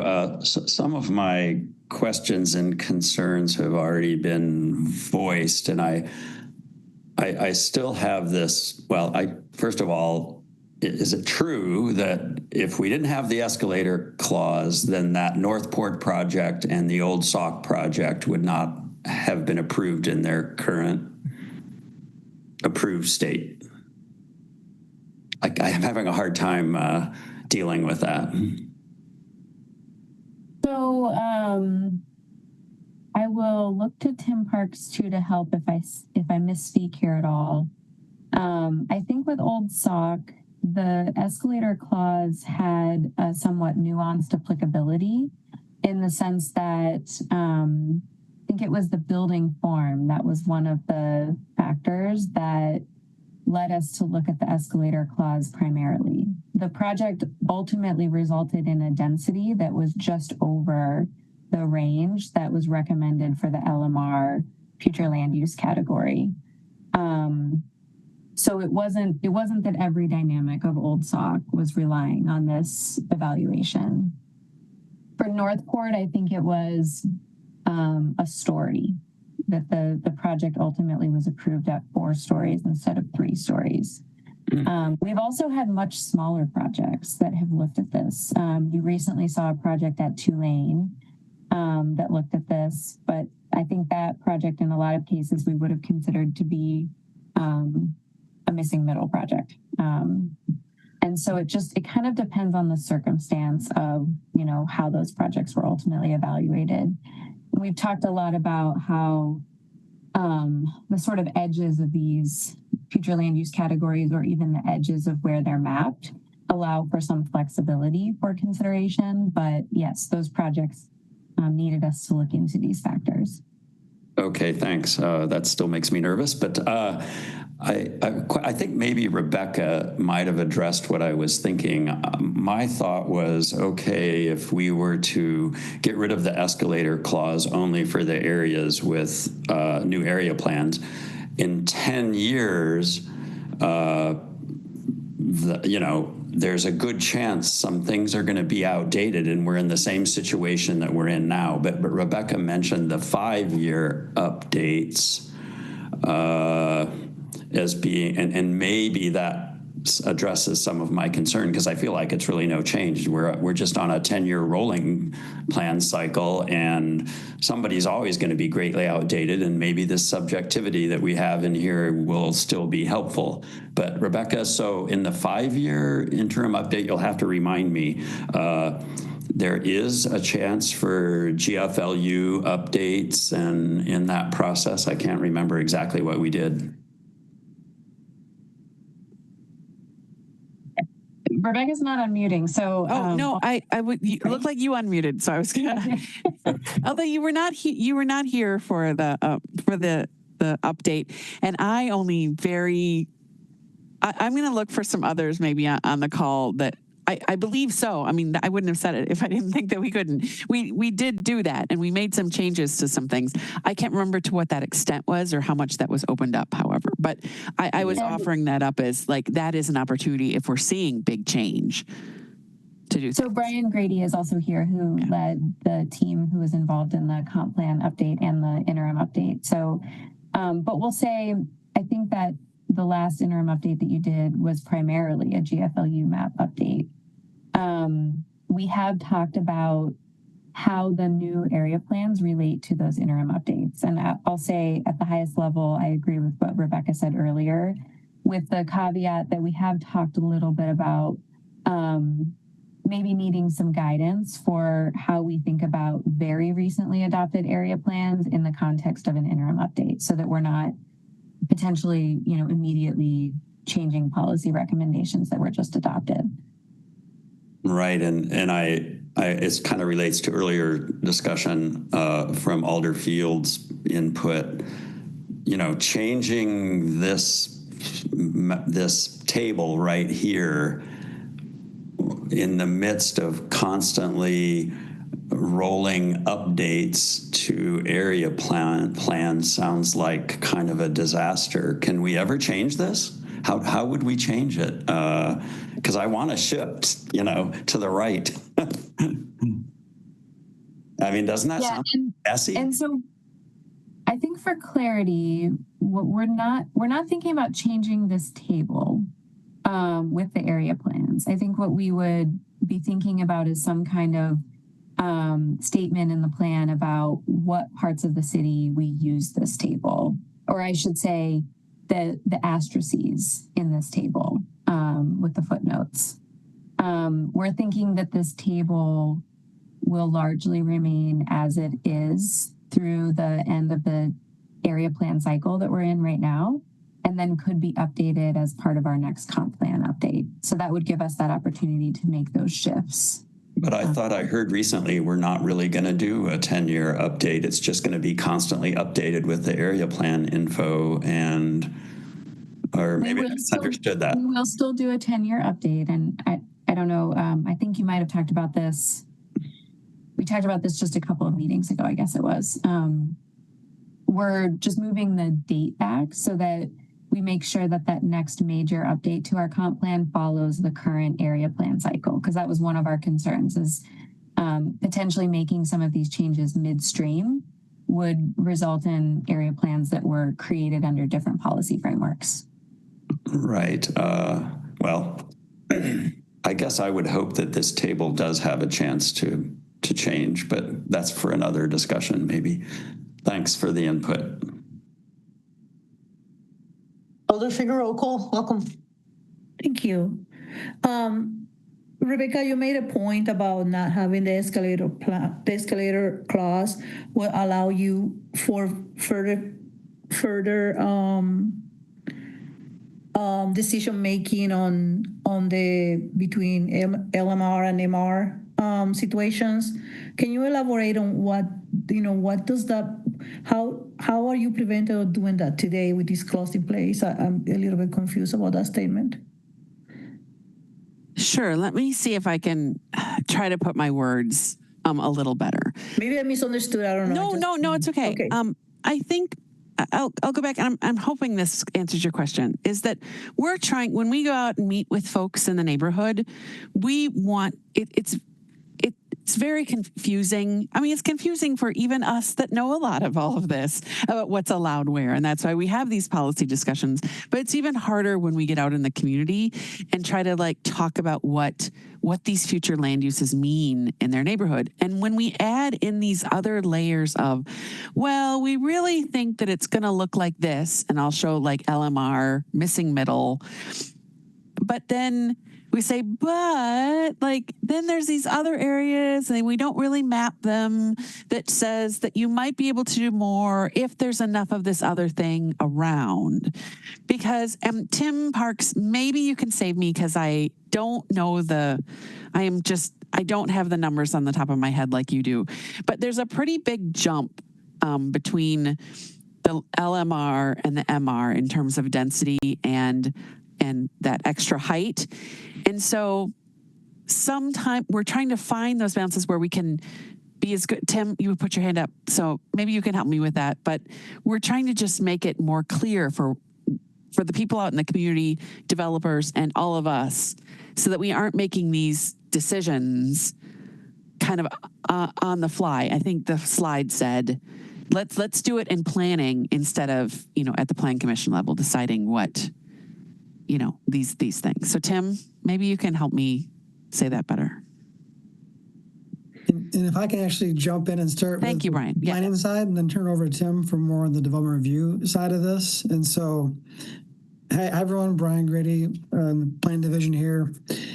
And so Alder Figueroa Cole, as we've discussed, with escalator here, it just creates uncertainty. And so what we like to do when working with the public, all the stakeholders, we're doing our plans to say, here's what those plans going to do. It's going to recommend future land uses across each area plan geography based on the current and future conditions in these areas. We're looking at transit, proximity to parks, collector streets, arterial streets. we're looking at the different features of different parts of the area and recommending land uses, future land uses if property owners are looking to develop a property at some point in the future. And so what we can do is we can describe, okay, here's the colors that are being painted on this map, and here's the different types of development and the number of stories, the density ranges that correspond with those colors on this future land use map. When someone asks, okay, this area is planned for medium residential, what does that mean? We can point to this chart right here. We can also point to a chart that shows the corresponding zoning districts that we would anticipate development would use to propose a project in. The tough part is the escalators an if-then statement. And so when someone asks, oh, it's planned for low, medium residential, we try to describe the escalator, and they might say, well, does that escalator apply to this site, near my home or a site that I care about? They ask us, does it apply to this site? And we can all we can do is say, here's the words that associate with this, and we can say, we don't know. We don't know. Developers then will propose a project, and they'll look at the different factors, and they might call staff with an early phone call and say, hey, I'm thinking about a project in this LMR area. I think the escalator approves or applies, or do you think the escalator applies? What staff can kind of say is like, here's the information we have, and go back to Commissioner Solheim's point of like using previous examples, but the bottom line, staff does not know if the escalator applies. And so it really up to the PC, the Planning Commission, to decide all of these. And so we can't work with the public and the planning side of things. It's difficult to work with developers, property owners on the development review side of things. And so the bottom line is we don't know. There's a whole lot of uncertainty, and that makes it difficult. The whole goal of planning is to try to develop, here's the plan for an area, and try to establish those shared expectations for what the future might hold, and the escalator just undercuts all of that. And so that's tough for us when we're in neighborhood centers, in schools, at a public meeting, trying to describe what's recommended, because we just don't know at that point. It's up to an if-then statement, basically. And so I want to turn over to Tim on the development review side of things to kind of convey your experience with this and working with folks who might be interested in doing development and just the uncertainty related to that. Okay. Hi, Tim Parks with planning staff. Just to further Brian's point that there is, with the escalator clause, which we actually internally swore we were not going to refer to it publicly as such, but here we are referring to it approximately 15 times in the last hour as the escalator clause. So I don't think we'll ever be able to get away from it now. But there's uncertainty, and it's both seen and unseen, because, the LMR, which is, moderately scaled, fairly intensive, quote unquote, missing middle housing, is something that you can plan for. When you put a couple of asterisks in a table, to Brian's point, it does sort of belie what folks can expect. And it's not just the folks in the community. It can be the folks who are planning sanitary sewer capacity, because your missing middle townhouses, even at a relatively, good scale and moderately dense, up to 30 units an acre, 3-story buildings, are not going to generate the same amount of effluent or require the same amount of water pressure as a 4-story, 70-unit apartment building. And so that creates some uncertainty, beyond the Plan Commission's scope when we're talking about implementing a plan. But I do want to highlight, because I think that's what Rebecca was asking me initially to highlight, is the sort of the long jump between LMR, the escalator clause in LMR, and then medium residential. And part of the reasoning why we thought that might be okay back in 2018, 7 to 30 units an acre is the range that we anticipate for low medium residential. Jeff has it on the screen right there at the bottom of the table. Medium residential is 20 to 90 units an acre and up to 5-story buildings. The escalator clause allows for a doubling of the LMR density from 30 to 70 potentially, and a 4-story building. So it's almost like creating a fifth, because we always forget about high residential, but creating a fifth almost medium, low medium, but not quite medium residential category because of that jump, primarily in the density.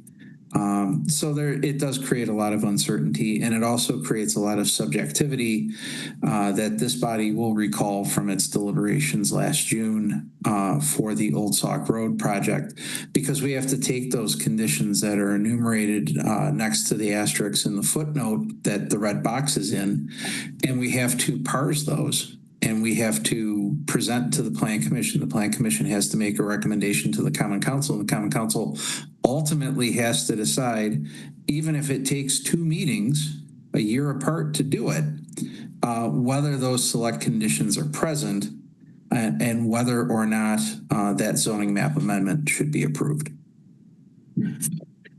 Thank you. So I don't take me wrong. I know Brian had this discussion with me a few months ago, last year, I don't even remember. So it's still fresh in my mind. So I don't, not trying to minimize all the feedback you guys are providing, but at the same time, I don't understand then, I understand getting rid of nodes on a plan is confusing. It shouldn't be there. The colors don't drive with the nodes, etc. But then we're still going to keep the asterisk on the low residential, which also is increasing density.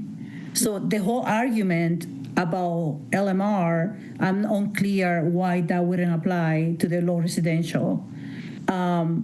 If we're just talking really about less confusing on the nodes part. And I still don't understand, like I get also the community engagement and the pushback that we have received in the past, but I'm still, I would like to understand like how many times we had applied these. I don't know if you guys have a different name for this escalator. I don't know if there was a different name plan that you're gonna use. I'm more than happy to name it however you want. But for this bullet point, how many times have we used it across the city? What other examples outside of Old Sauk Road, or do you have available that fits the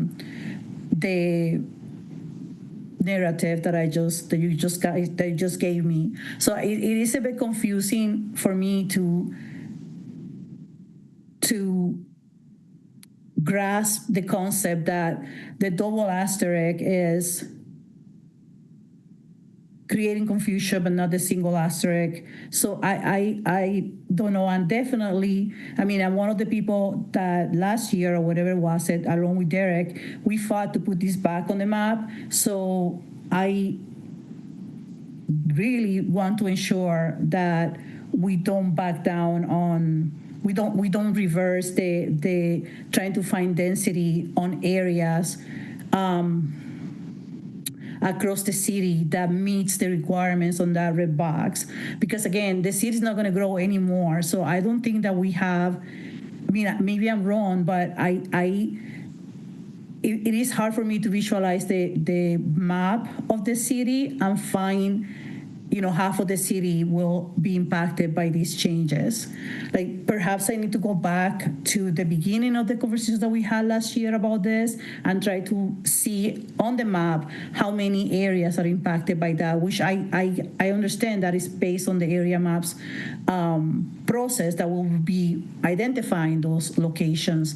But to have this change now, or to have this request now, then perhaps we need to accelerate the process of looking at the map from the higher view and then really pointing out across the entire city how much opportunity do we have to use this clause, and what does that look like in the sense of the density that we are needing in order to meet the stock capacity that we are trying to fulfill for housing. Does that make sense? I appreciate what you guys are saying. I heard it before. I understand these notes, they suck on a no level, but I don't get how it works for one and not the other. So I'm actually wondering if either Jeff or someone else has handy the citywide GFLU map that we could pull up really quick. I think in order to help address part of your questions, Alder. The LMR district currently is less mapped than most of our other residential future land use areas, in part, I think, because it was intended to be that sort of transitional district.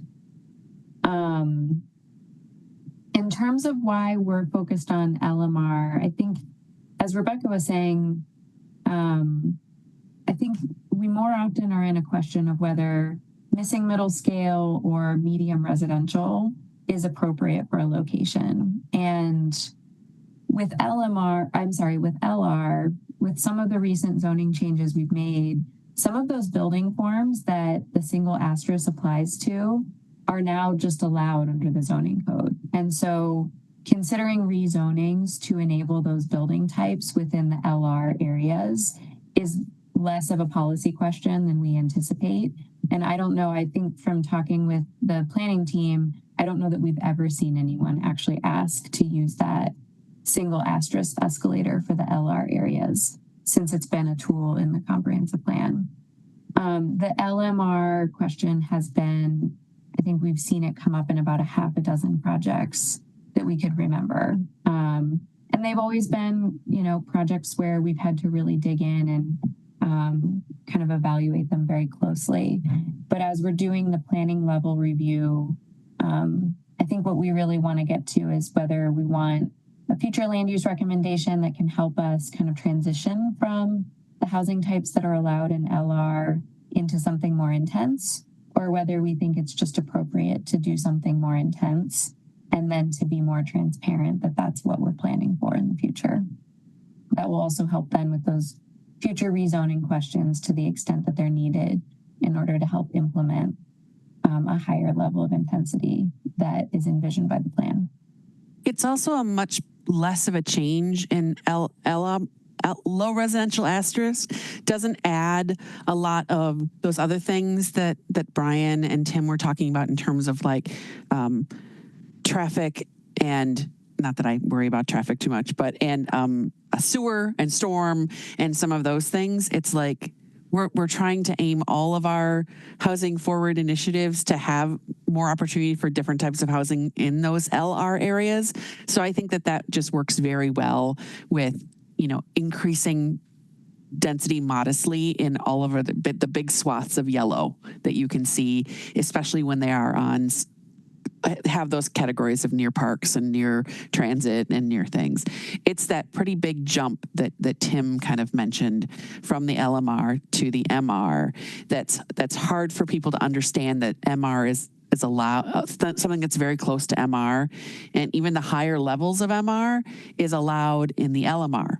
If that's the case, let's just put MR and let's just increase the density in many of these areas and kind of be transparent in our discussions with the neighborhood, because I'm definitely hearing from you all that let's be more aggressive in where we put density. We just want to really be transparent about it. But that's the difference why we're not as worried about the LR as well. Alder Uguer? Thank you, Chair. Let me ask a more granular version of Alder Figueroa Cole's question. As we look forward to the next draft or a follow-up draft for the Southwest and the Southeast area plans, if the LR escalators are not available, are there likely to be some recommendations for moving current GFLU to MR? Are we likely to see in these next two plans some specific examples where staff will be recommending MR for discussion? Yeah, I think that's a fair expectation.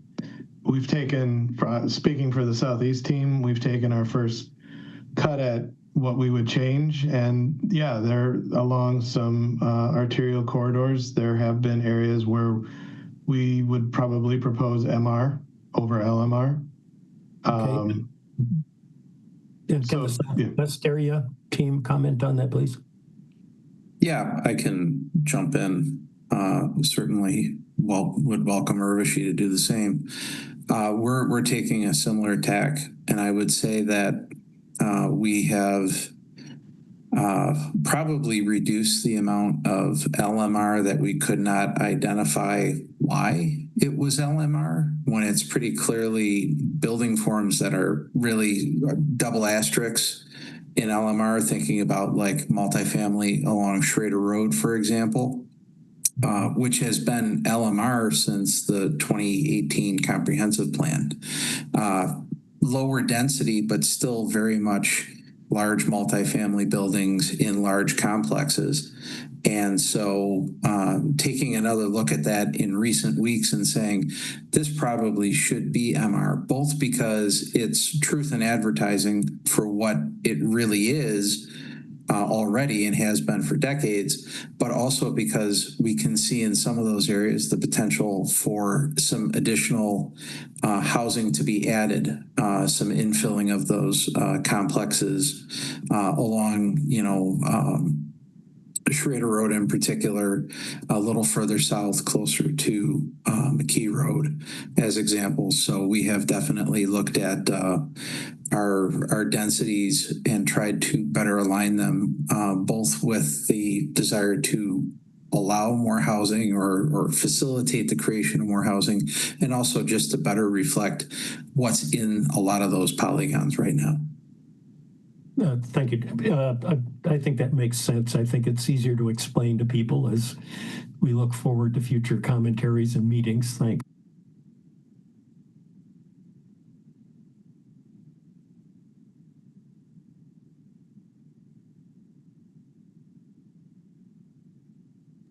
Commissioner Heck, sorry. Thanks. I appreciate all the input that staff's giving about uncertainty. And when Tim Parks mentioned the unpredictability related to provision of city services, that really, made an impression on me, and that was in the staff memo too. But then I started thinking, well, maybe we should similarly get rid of all conditional uses that relate to bonus stories and could increase density unpredictably. I guess I'm playing devil's advocate because I'm still a little nervous about this. What do you think? Should we do that for conditional uses too? No. I mean, it's almost like you don't want me to come to these meetings anymore, Patrick. And what will I do with my Monday nights if I don't have the Plan Commission to spend them with? There is a similar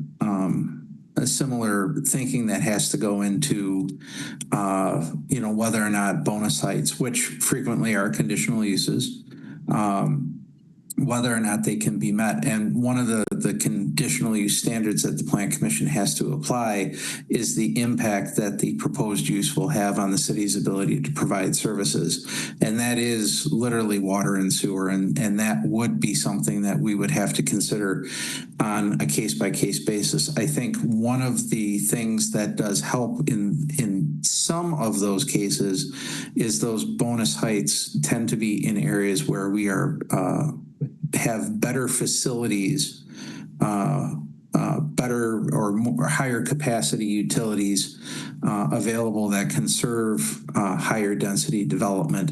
But that's not always the case. And it's becoming more and more acute in the last few years, in particular as it applies to sanitary sewer capacity, because of the city's growth and the increase in density that we've seen in just the last 10 years of projects that we've reviewed. Yeah, I guess that's... And I'll say, I'm so sorry, go ahead. I will say, since we've been working on Housing Forward in the short time that I've been here, we have also been asking a version of the question that you asked, which is, are there places in the city where we plan for certain kinds of growth where we can also make our codes more straightforward in terms of saying yes to things that could help us implement the plan? So where conditional uses are still going to be a major tool for us to ensure that we're evaluating those impacts, that remains something that's viable.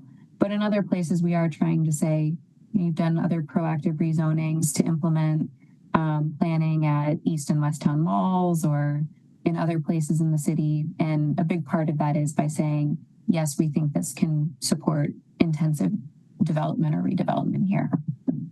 Okay, thanks. I appreciate the thoughts to my sort of devil's advocate question. Thanks. Alder Figueroa Cole. Thank you. And definitely I was kind of the same thought with the conditional use. Like, I mean, it's not that far off of all the uncertainty that this commission has to deal with all the time. So I just, again, I'm struggling with this particular request. So my last question for tonight, is this item an item for expecting a vote to proceed? Is this something that will come to council, not come to council? And if it comes to council, would it be on a form of a separate item or in conjunction with the area plans? What is the next steps? What are the next steps for this thing? So go ahead, Megan. Don't all talk at the same time, please. I know, that's why I'm really bad at waiting too. I've been told wait for 7 seconds and then you can begin. So I'm really trying. I think we're trying to take some of the feedback tonight to inform how we'll approach this in the forthcoming area plans. So we want to make sure that we hear these perspectives and thinking about how we provide recommendations for GFLU map changes in particular in those plans. And ultimately, the solution that we identify would come forward as part of those plan recommendations. If we need to do something, for example, that adds, another caveat to that table about how this table is applied in adopted plans, we do also adopt those area plans into the comprehensive plan. And so that will be kind of our place where we can make some of those clarifications. So long way of saying, yes, we think that whatever approach we land on with this will be part of those plans that will ultimately come back through the Plan Commission and through the council. Okay. Yeah, I definitely selfishly need more time to get my head wrap around this, and I will probably be contacting you guys to have more discussions, aka arguments, because I know you love to argue with me. Don't want to disappoint you. So thank you. Just like Tim, I just want to be there for you guys. But thank you for the information tonight. Definitely something that I just, I don't know. I need to really get my head around it. Yeah, appreciate that. We've also spent a lot of time kind of thinking about how we could help us achieve our goals of supporting housing and providing more certainty as well. So I appreciate that it's something that requires some thought. Thank you. Alderfield. Thank you, Chair. I too want to echo the gratitude to staff for this discussion, because after getting down to the level of detail here, I have a better understanding of the different ways that this clause introduces uncertainty into the process. And in particular, the one that I hadn't really thought about before was the future sewer outflows and need for services on that scale. And I am convinced, I suppose, now that the degree of variation, just the sheer variation that's possible across LMR with the escalator clause as is a problem. I'm wondering if staff could consider, as part of their takeaways and considering feedback and deciding what to do next, consider an alternative that is kind of reining in the escalator clause a little bit and cutting it in half and having it stop at 50 dwelling units per acre, perhaps, or something like that. And I understand and fully acknowledge that that does not solve all of the forms of uncertainty, such as the lack of transparency in a map or staff not knowing how to answer residents' questions. So I just appreciate your patience as we figure this out and describe the nuances to us. Thanks. Commissioner Solheim. Thank you. One follow-up too is I was thinking about, kind of greater attention to detail on the land use maps at area plan level to get comfortable with not having this kind of like flexibility, I would say, of the escalator clause.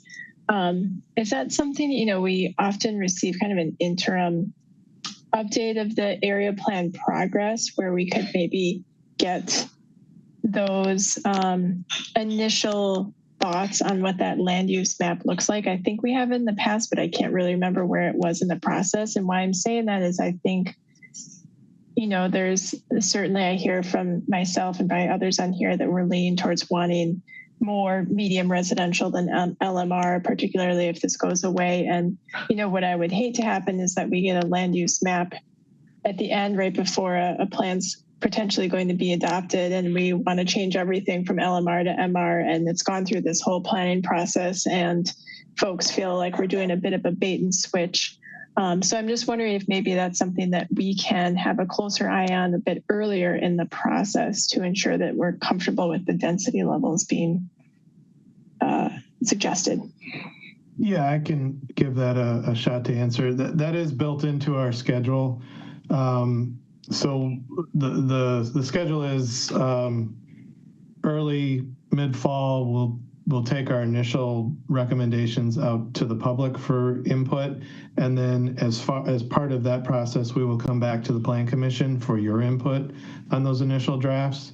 Then we will spend the winter revising, and then come back out again for a final look prior to adoption. So it is built into our schedule to get that input from the Plan Commission on the GFL map. Okay, thank you. Yep. If I could ask, you know, staff in our staff memo has posed two questions. The second question relates to general commercial and employment land uses and their appropriateness for residential and mixed use development. And so I don't want us to end the day without having that discussion as well.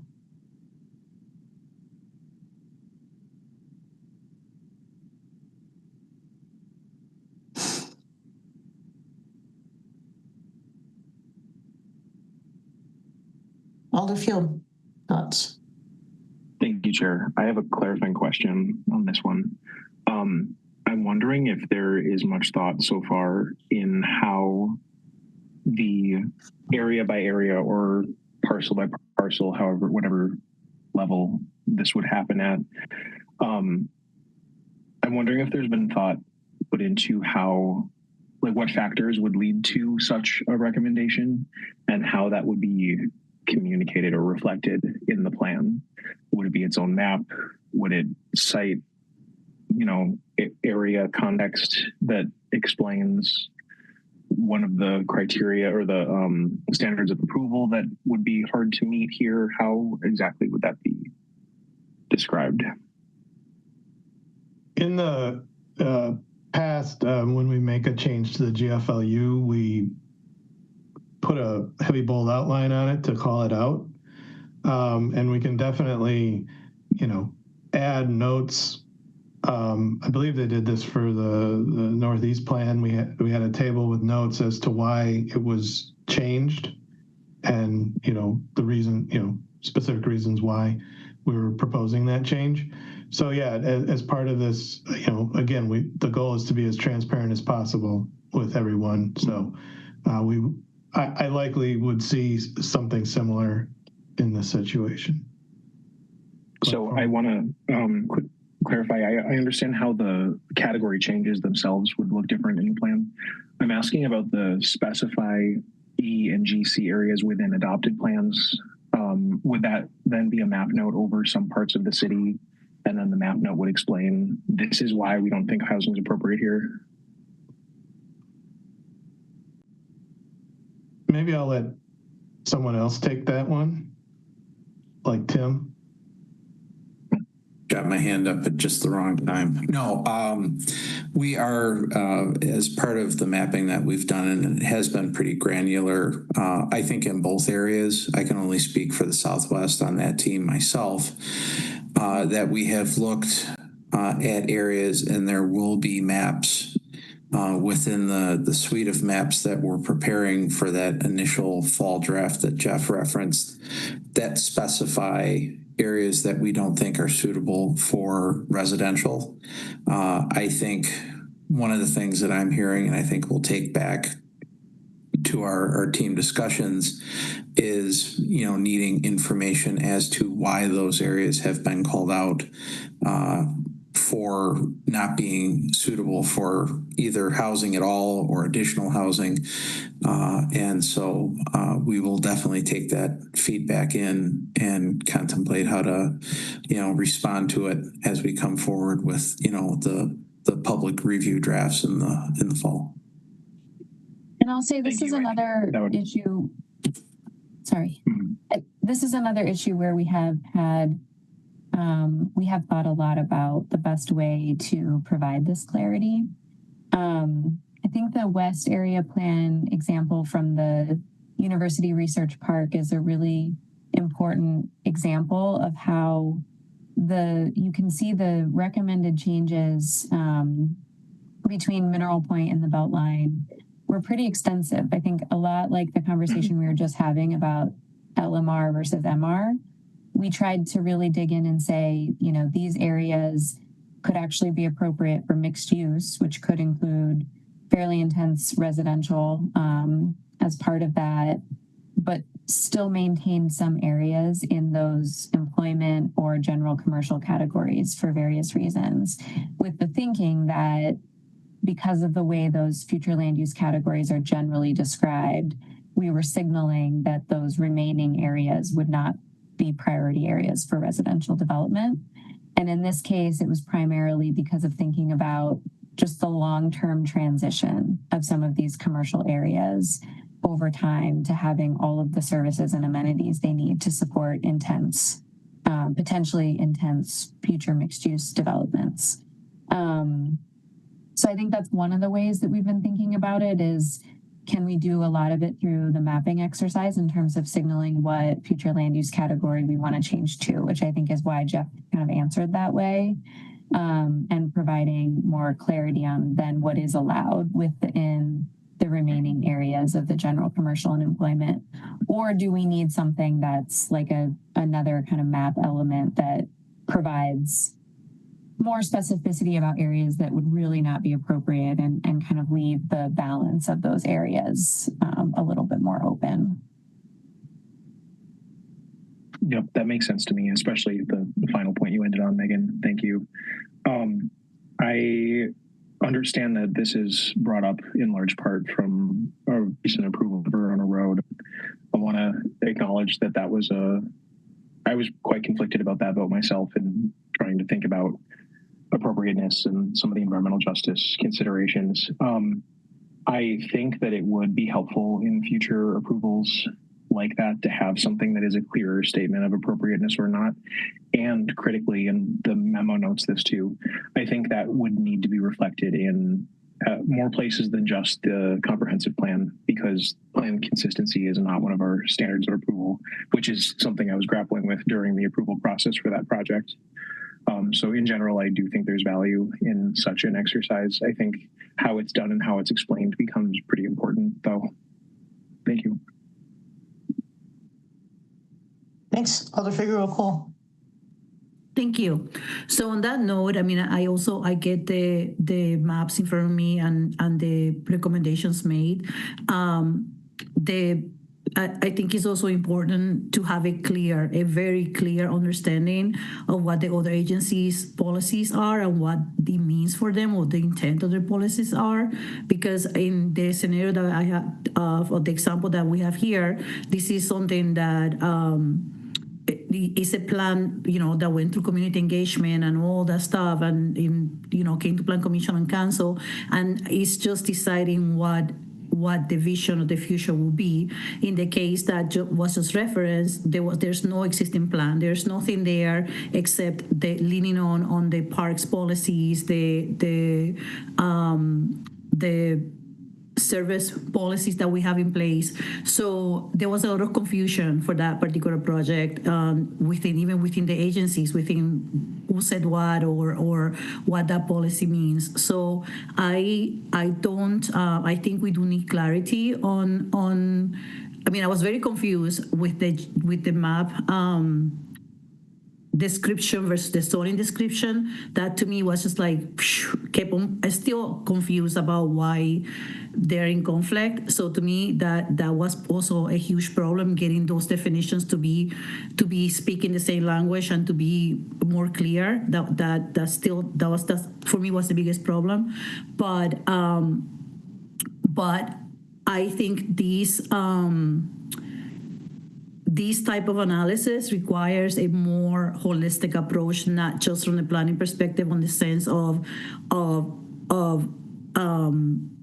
environmental justice, for example, because again, as we learn throughout that process, things that change over the years. There's a lot of new improvements happening to ensure that building materials are safer and are better than the houses that are built in the same areas and they're 50, 100 years old. So it's just like, I feel like the discussion is to include all of those aspects, the protections that are out there when it comes to noise control, pollution control, as well as the actual policies from parks and the discussion, the memo that we got from one of your members talking about when we talk about services, what does that actually means, and making sure that we're clear about the implication that has to bring in discussions like part of like the operating budget of the police department. Like I just, that particular project, it really opened a can of worms that needs to be examined from multiple angles. And I felt at the end of the day, I mean, I was conflicted myself and I really was looking for direction from everybody. Like I was trying to understand, the precedents, the way that we handle all the projects. But at the end of the day, I also learned that within our own systems, we were not in alignment with the agencies when it came to the intent of each of these policies. So I don't know. I think like I appreciate that we want to make this, avoid that from happening in the future, but we really need to have the tough conversations inside with everyone outside planning and everyone else impacted to really make something to make this better for future projects. Yeah, and I appreciate those comments, Alder. I will say we have talked a bit about these issues with an interagency team that we have, and I mean, we've heard some similar questions, some similar feedback, concerns, advocacy and other things, even from our own agencies as well. But I think one of the things that Tim mentioned when we were talking about LMR is like, I think that concern that you just shared goes both ways. It's about understanding what some of these policies are when we're doing the planning work. And then it's, understanding how other agencies use these plans when they're making their capital budgets or their operating budgets based on a level of expectation of what might exist in a certain area in the future. And I think that concern that Tim shared about sort of order of magnitude impact of intensity or type of use is maybe more prominent in these areas where you can think about 100,000, 200,000 square feet of building that's largely office or like a very large footprint grocery store or something compared to a building a fraction of that size that's filled with homes. The service needs from sewer are very different, for example. And so other agencies have been asking kind of with increasing frequency about whether we can give them some predictions about what kind of future level of service, kind of what intensity of future development they might see as a result of our future land use planning. And so there's also an aspect of this work that helps them sort of build those expectations. And so when things can have a path forward to be implemented that are kind of way off from what our expectations were, that is also a place where we kind of dig in and see those questions really come to light. So. Yeah, I mean, for me, my experience with this one, again, like I understand. I mean, not all agencies are at the same. You know, every agency are impacted in a different way, and sewer, for example, sewer capacity, that's kind of a no-brainer. There's barely any. That's just math, right? Like you just make the math of what you need to make those pipes the size that they need to be to serve the new infrastructure. But then when we move to other agencies, that there's no math to be done, because you cannot predetermine what the need is going to be in some of these places. You really cannot predetermine that all apartment buildings or all affordable housing buildings are problematic or not problematic. You cannot do that, and you cannot predetermine that based on the neighborhood or based on the next door. So I feel like this one, there were so many touchy points, and just it's really it has to be looked from so many different angles, and I really would like for us to take our time to analyze this in a way that, yes, has equity in the mix, has the protections of people's health on the mix, but also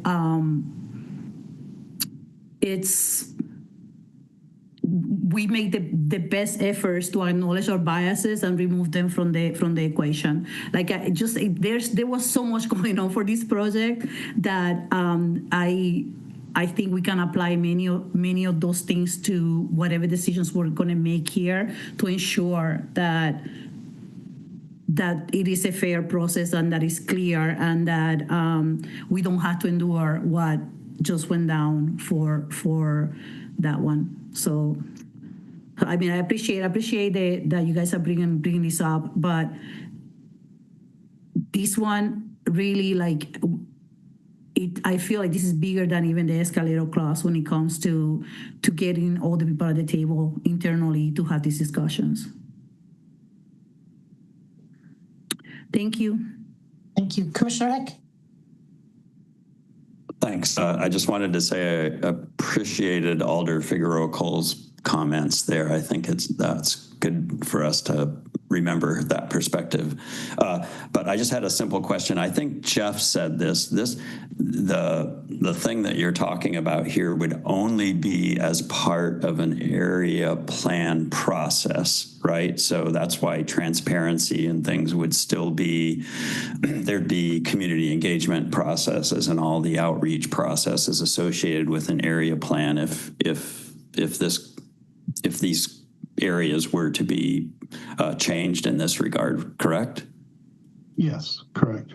Okay, that was my question. Thank you. Thanks, Commissioner Heck. Alder Uguer. I think we all had some good practice thinking through the Verona project and what were the actual facts regarding the proximity of services, the availability of services, that whole gamut of things that allowed us to consider approving a project, notwithstanding the underlying GFLU. Particularly since University Research Park is in my district, I appreciate the changes that we made in the West Area Plan.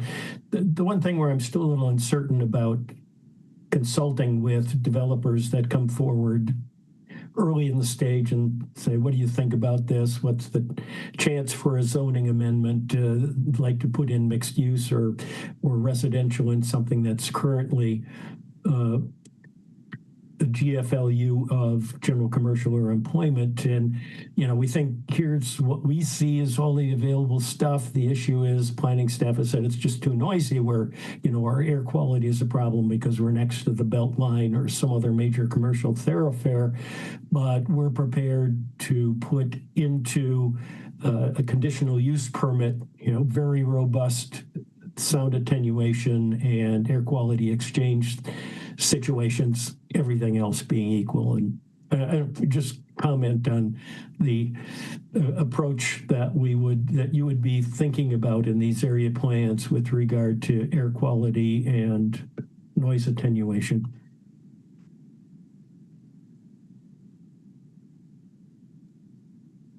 So happy to have, if anybody on was part of the Northeast area plan, if they want to speak to that at the area plan level, that was certainly a relevant issue given proximity to the airport.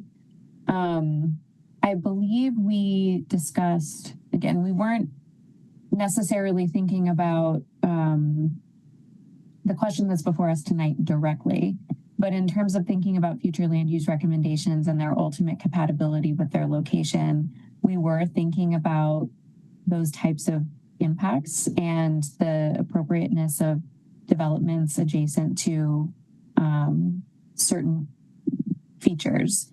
So I think in the discussion about Verona Road, for example, we did talk about a few very limited examples of where the plan recommendations in Northeast actually recommended a change from a mixed use future land use category to a general commercial or employment one because of the concerns about being able to successfully balance those factors. Again, that was a very limited circumstance. And then within the plan recommendations, I should say the actions, we talked about particularly where the city has funds invested in projects, that we want to make sure those very robust attenuation, those mitigation methods are incorporated in projects. Ultimately, because we lack the ability to directly require them under state law.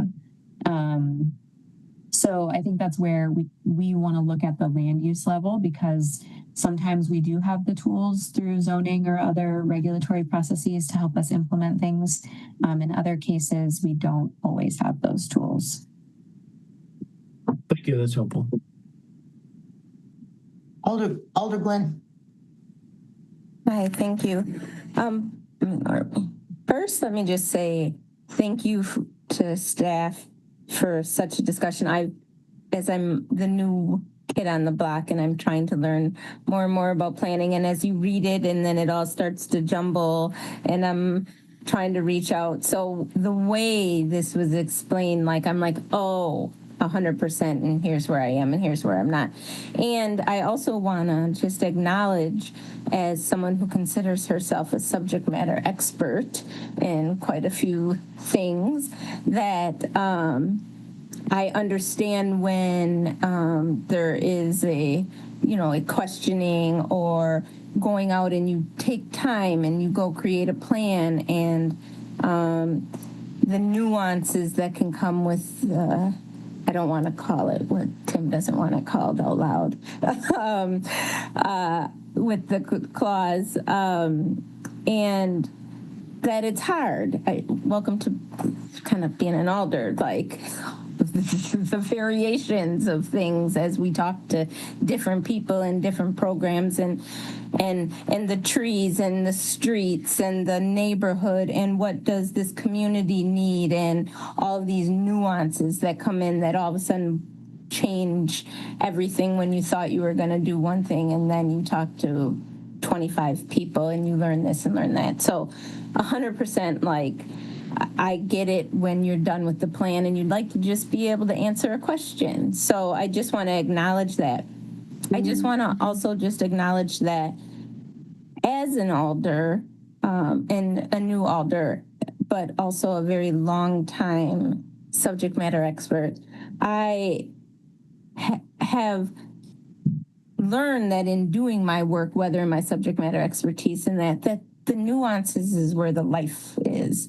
And that's sometimes hard for me as someone who works for public health and data, but it's where the truths kind of sometimes it lives. And so discussions and yes, and, or sometimes you're 100% wrong and the data lied, or the data argued with the data. So I just want to say that I get so much of this, and I just worry about anything that takes away a nuance that is needed in dealing with humans and dealing with space and what's needed. And 4 years ago, 10 years ago, my phone was a block and not an internet, and how quickly things can change. And so I just think that while it's so important to be able to have a base and have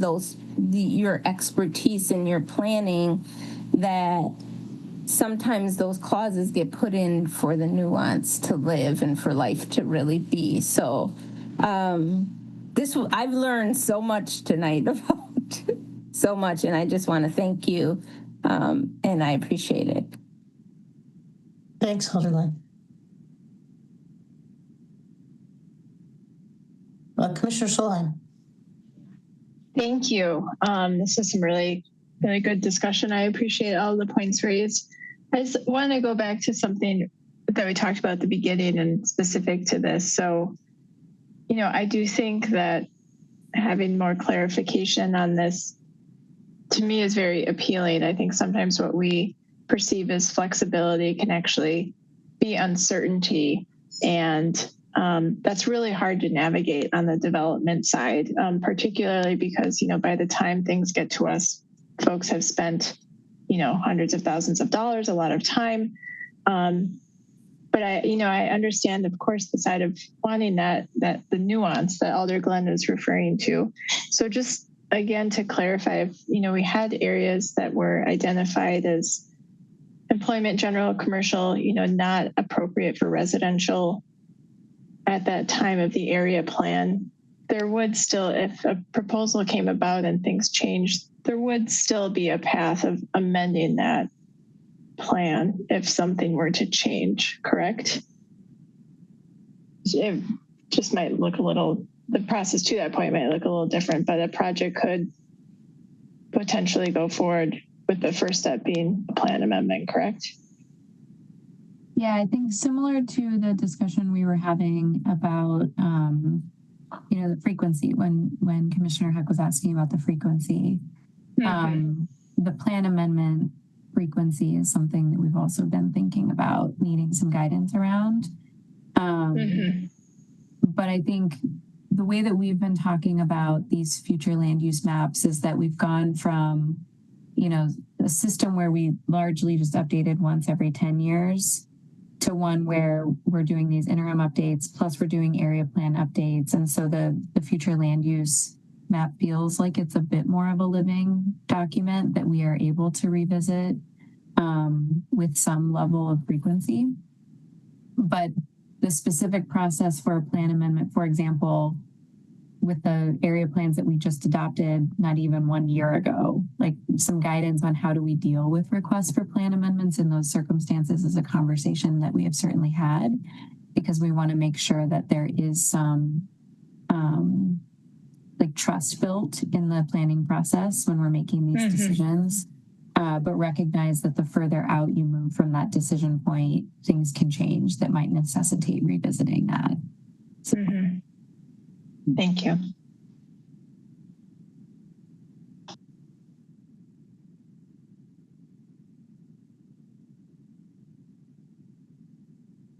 All right. I'll just note too some quick. In thinking about this topic and the plan updates, when we moved to the planning framework a few years ago, we wanted more frequent plan updates. So now we're going to update the plans every 10 years. So update every plan every 10 years. If we do interim comp plan updates every 5 years, then we have some pretty frequent cycles. And so previously we would adopt a sub-area plan, and it might exist for 20, 30 years without being touched. And so we really do have some pretty frequent update opportunities. And those years can tick away pretty fast. So hopefully we'll be hitting the right balance of opportunities for considering the right recommendation for a site, but also to stick with recommendations that have been created through a public process. I think to Brian's point, it also signals what we're expecting in the next 10 years, right? And I love the drawing or the maps in front of us, because it says we are thinking about where the bus lines are, where the amenities are, where the walkability is, and we think it's on the edges of this park right now. And if all of those purple spots turned purple, then, I think we would totally potentially revisit again the employment area in the middle, because now we have hopefully a walkable, interesting, mixed-use neighborhood that maybe could be integrated even more. But we don't think it should start in the middle. We think it needs to start next to all of those amenities. In the Southeast area plan, we've got two very different like employment areas and commercial areas. One, I kind of mentioned this earlier, along Highway 51, South Stoughton Road. Depending upon what WISDOT does there, residential may not ever work. But if WISDOT does the right thing, in my opinion, there might be a lot of really great residential opportunities on that west side of the road that's next to the neighborhood and next to the parks and next to the schools. Where if I look out by way out on Dairy Drive, another that's in between the interstate and kind of the employment and industrial area, I can't see that as being a great place to start a neighborhood anytime soon. But according to some of our conditional use standards, if somebody puts together the right package of things, it could potentially be approved. So we're trying to think about, again, sharpening our pencils, putting down that purple whenever we think like it should be, to try to signal where we want to see that residential. But there's some areas that are just like uncertain because of the WISDOT project, or so far away from ever being walkable at this point. Not that it wouldn't be when we look at 10 years and 20 years, or even at those 5-year intervals that Brian mentioned. That's what we're trying to sort of signal with these plans is what is our 10-year plan for this area, knowing that that things do change. And I love that Brian mentioned we have plans that are 20 years old and that haven't been updated. This does give us a chance to look back. So if we could be more clear about these things, it helps us reevaluate as well.